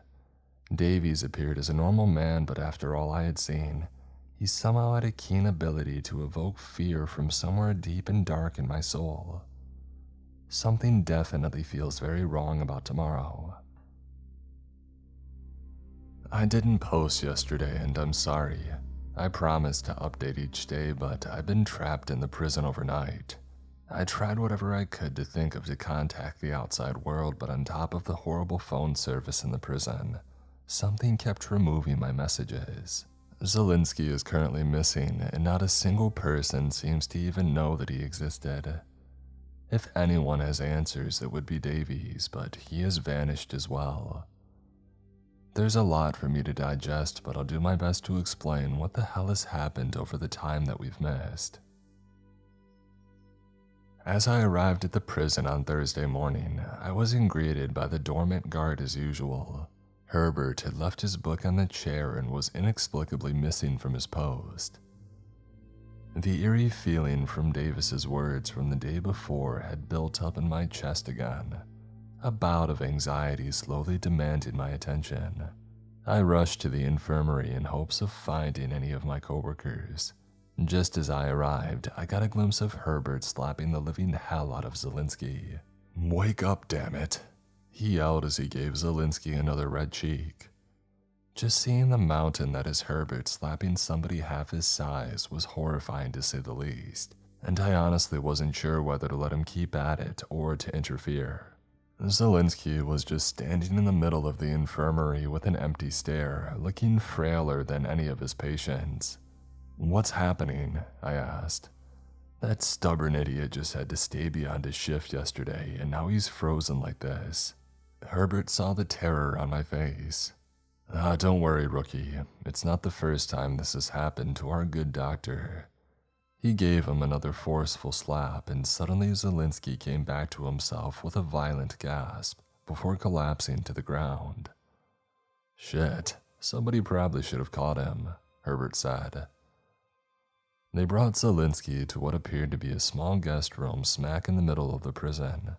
It was worn out and so thickly covered in dust that I couldn't believe anyone had ever lived there. But Herbert said Zielinski would rather die than to wake up in the infirmary like one of those godforsaken inmates. My job, as always, was to watch over him. Seemingly a pointless task at that point, but I obediently followed orders, patiently waiting for him to regain consciousness. It took 3 hours for Zielinski to wake up again. No sooner had he seen me before he started rambling incoherently in a bizarre language that I had never heard.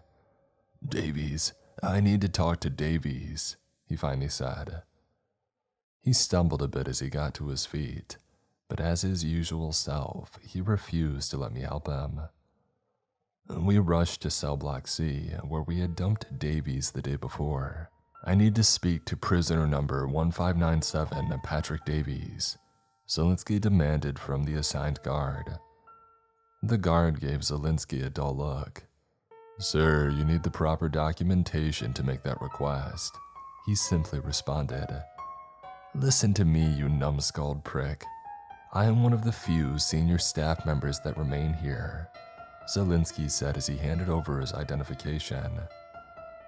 The guard apologized and led us to a service station. He typed in the given information into the computer. As he did, a progressively more confused look appeared on his face. "Doctor, there's no record of any Patrick Davies." Zielinski just sighed. "Well, take me to cell number 233 then." The guard complied, taking us into the cell block. The one Zielinski had requested was bricked up, clearly closed for a long time, though we both remember Davies being put there yesterday. "What happened here?" "Beats me, it's been like this since I started over a year ago," the guard said. At that point, Zielinski had clearly given up on getting any useful information from the guard. Agitated and defeated, he stormed off to his office at the infirmary. I followed a few steps behind him to avoid becoming the focus of his frustration. Once at the office, he rummaged through the bottom drawer, pulling out a half-empty bottle of whiskey. This is just one of these days. Sit down," he ordered me. "Doctor, do you really think this is the best idea?" I asked. "You've seen the shit that goes on around here. This is the only right idea there is." He filled 2 glasses and chugged his down in one large gulp, before generously giving himself another glass. "So tell me, why are you still here?" he asked.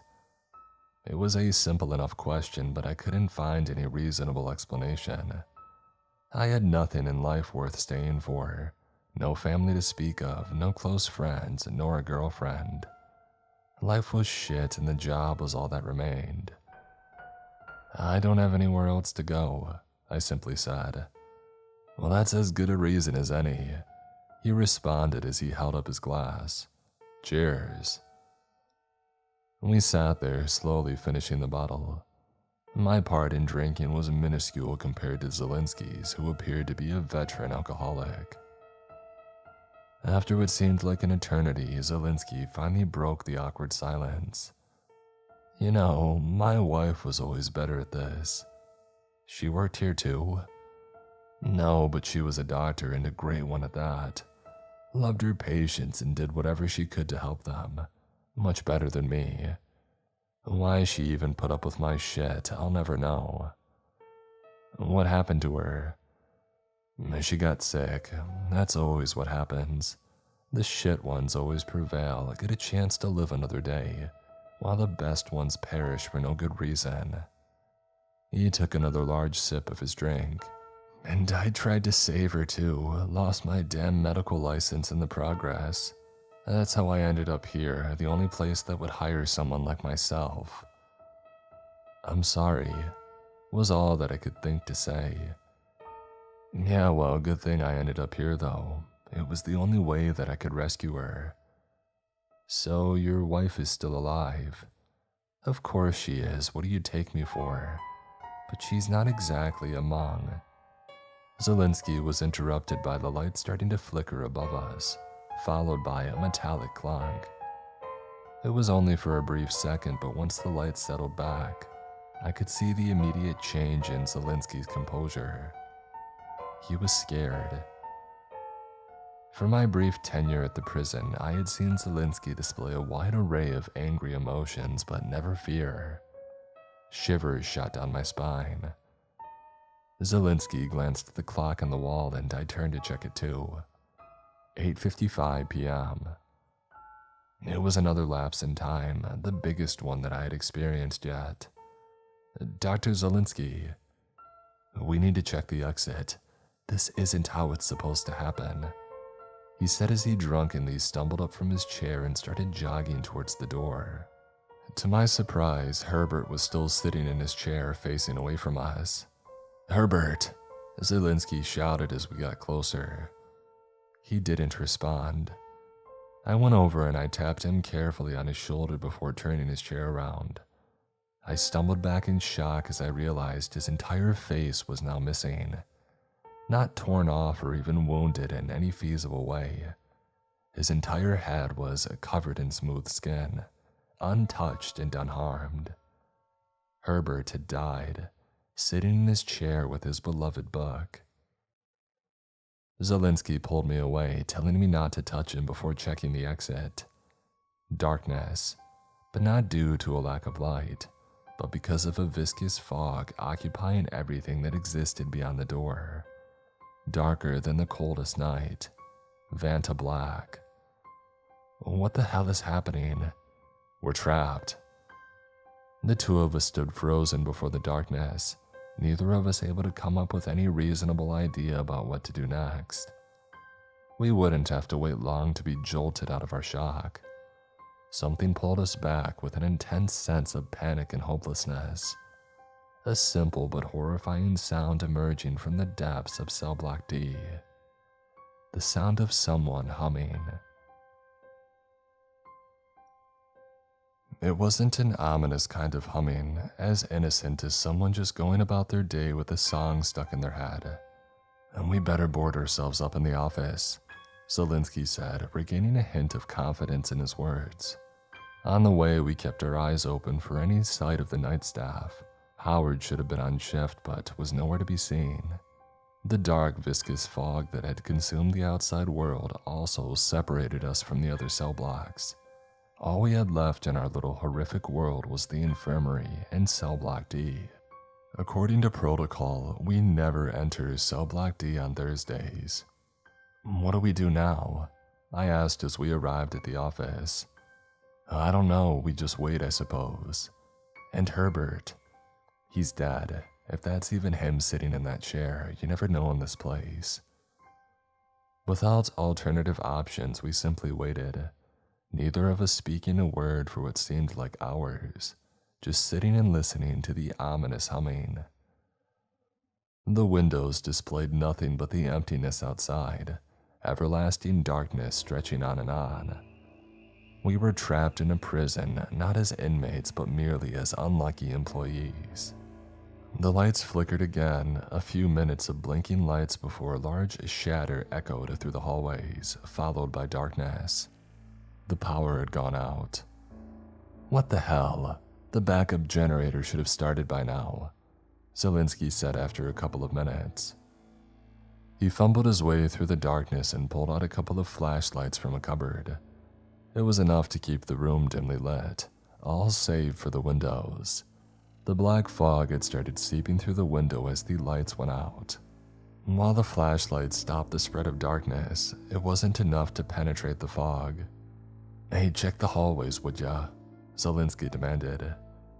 Just like with the windows, the fog that separated us from the rest of the prison had started spreading down the hallway toward us.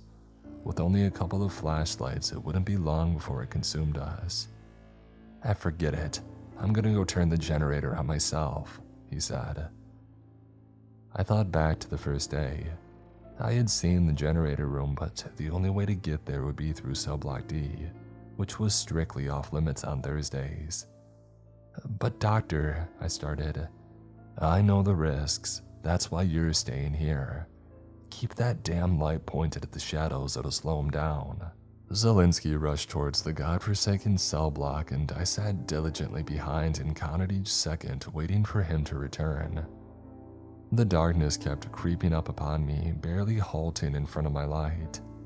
For each moment that passed, the prison shrank, enveloping in a blinding void of nothingness. In the distance, I could hear the sounds of heavy footsteps echoing through the prison. As far as I could tell, they were coming from cell block D, and I initially thought that they belonged to Zelinsky, but they kept multiplying, first 1 and then 2 and then 4, and shortly it became an indescribable mess of heavy feet running around. I waited and waited longer than I should have, frozen in a mixture of confusion and fear. It wasn't until I noticed that all the clocks had stopped that I noticed that time itself wasn't actually moving.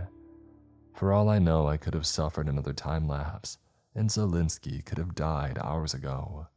The darkness had gotten so close that it could almost touch me, and with just a second to spare, I jumped out into the hallways. The void swallowed the office. My flashlight didn't even phase it anymore. It rapidly digested everything in its path, leaving me with no choice but to venture into cell block D. The lights flickered on for a moment, a loud electrical buzz sounding throughout the hallways before every single bulb in the building shattered into a million pieces and rained down on top of me. The humming had stopped momentarily, but quickly returned even louder than before. Zelinsky had turned on the generator and it broke the lights, but even more now he was in danger. With a sudden and unknown surge of bravery, I rushed towards the cell block, hoping that I could do anything at all to help Zelinsky, even though I fully expected us both to die horrible deaths. I ran, and I ran, the cell block never appearing around the corner that it should. Twists and turns in the hallway that never existed before hindered my progress, throwing me into an endless loop. All the while, the humming got louder and I could distinguish two different sources, one darker than the other and possibly vibrating through the air, and the other familiar yet I couldn't quite place it. Just on the brink of collapse, out of breath and presumably out of time, I arrived at the cell block. To my surprise, the man humming was Patrick Davies himself, the inmate that inexplicably escaped and suddenly stopped existing in any official records. Around him were dozens of tall, shadow creatures walking around the hall with large chains attached to their ankles. In front of Davies, a fracture emitting intense light hung in the middle of the air. Davies was staring down at his wristwatch, the one that he had gotten from Howard, and it seemed that he was timing his hums to the clock. For each hum, another returned from the fracture portal in front of him. Zelinsky was standing there too. "Dr. Zelinsky," I yelled. Both of them looked over at me, a wide smile appearing on Davies' face. "Oh, I'm sorry, but the doctor is coming with me," he said. I walked over, but the shadow creatures moved to block the way. "Zelinsky, what are you doing?" I asked. "Stay back, kid. This is something that has to happen," Zelinsky responded. "What are you talking about?" "He said that if I help him, he would bring me to my wife," Zelinsky said. "Don't do it," I begged. "I don't have anything else to stay for." I took a step closer, and one of the shadows kneeled down before me and opened its mouth impossibly wide, black fog pouring out from it. Davies signaled for the creature to stop. "They won't hurt you if you stay back," Davies said. "Unfortunately, you'll have to stay behind. But I see now Zelinsky was right about you." "What the hell is that supposed to mean?" "That you will be important for the future," Davies said. "You're just going to have to be patient," he added. He turned to Zelinsky and nodded. "It's time to go, doctor." Zelinsky gave me one last glance before they both stepped into the fracture, both vanishing before my eyes as they did. That's all I remember before waking up on the floor to Howard pouring a bucket of ice-cold water on me. "Hey kid, what the hell happened to you?" I must have babbled incoherently because Howard didn't seem to understand a single thing that poured out of me. "Zelinsky," I managed to stutter. "What in the hell is a Zelinsky?" Howard asked. They later told me that Herbert had suffered a massive heart attack, which medically made sense considering his size. Other than that, he appeared perfectly normal. No trace of the mess that me and Zelinsky had faced the night before. No record exists of Benjamin Zelinsky or Patrick Davies. Both have been erased from existence. Davies' last words to me described me as an important part of the puzzle, but I'm not sure how long I'll have to wait before finding out what the hell that even means. I want to investigate Zelinsky's disappearance, but I wouldn't even know where to start. His office held no evidence either. I've gone back further than square one, but I'm promising to myself that I'm not going to give up before I find him again. At least I hope he found his wife, but I don't trust Davies to keep his word for a second.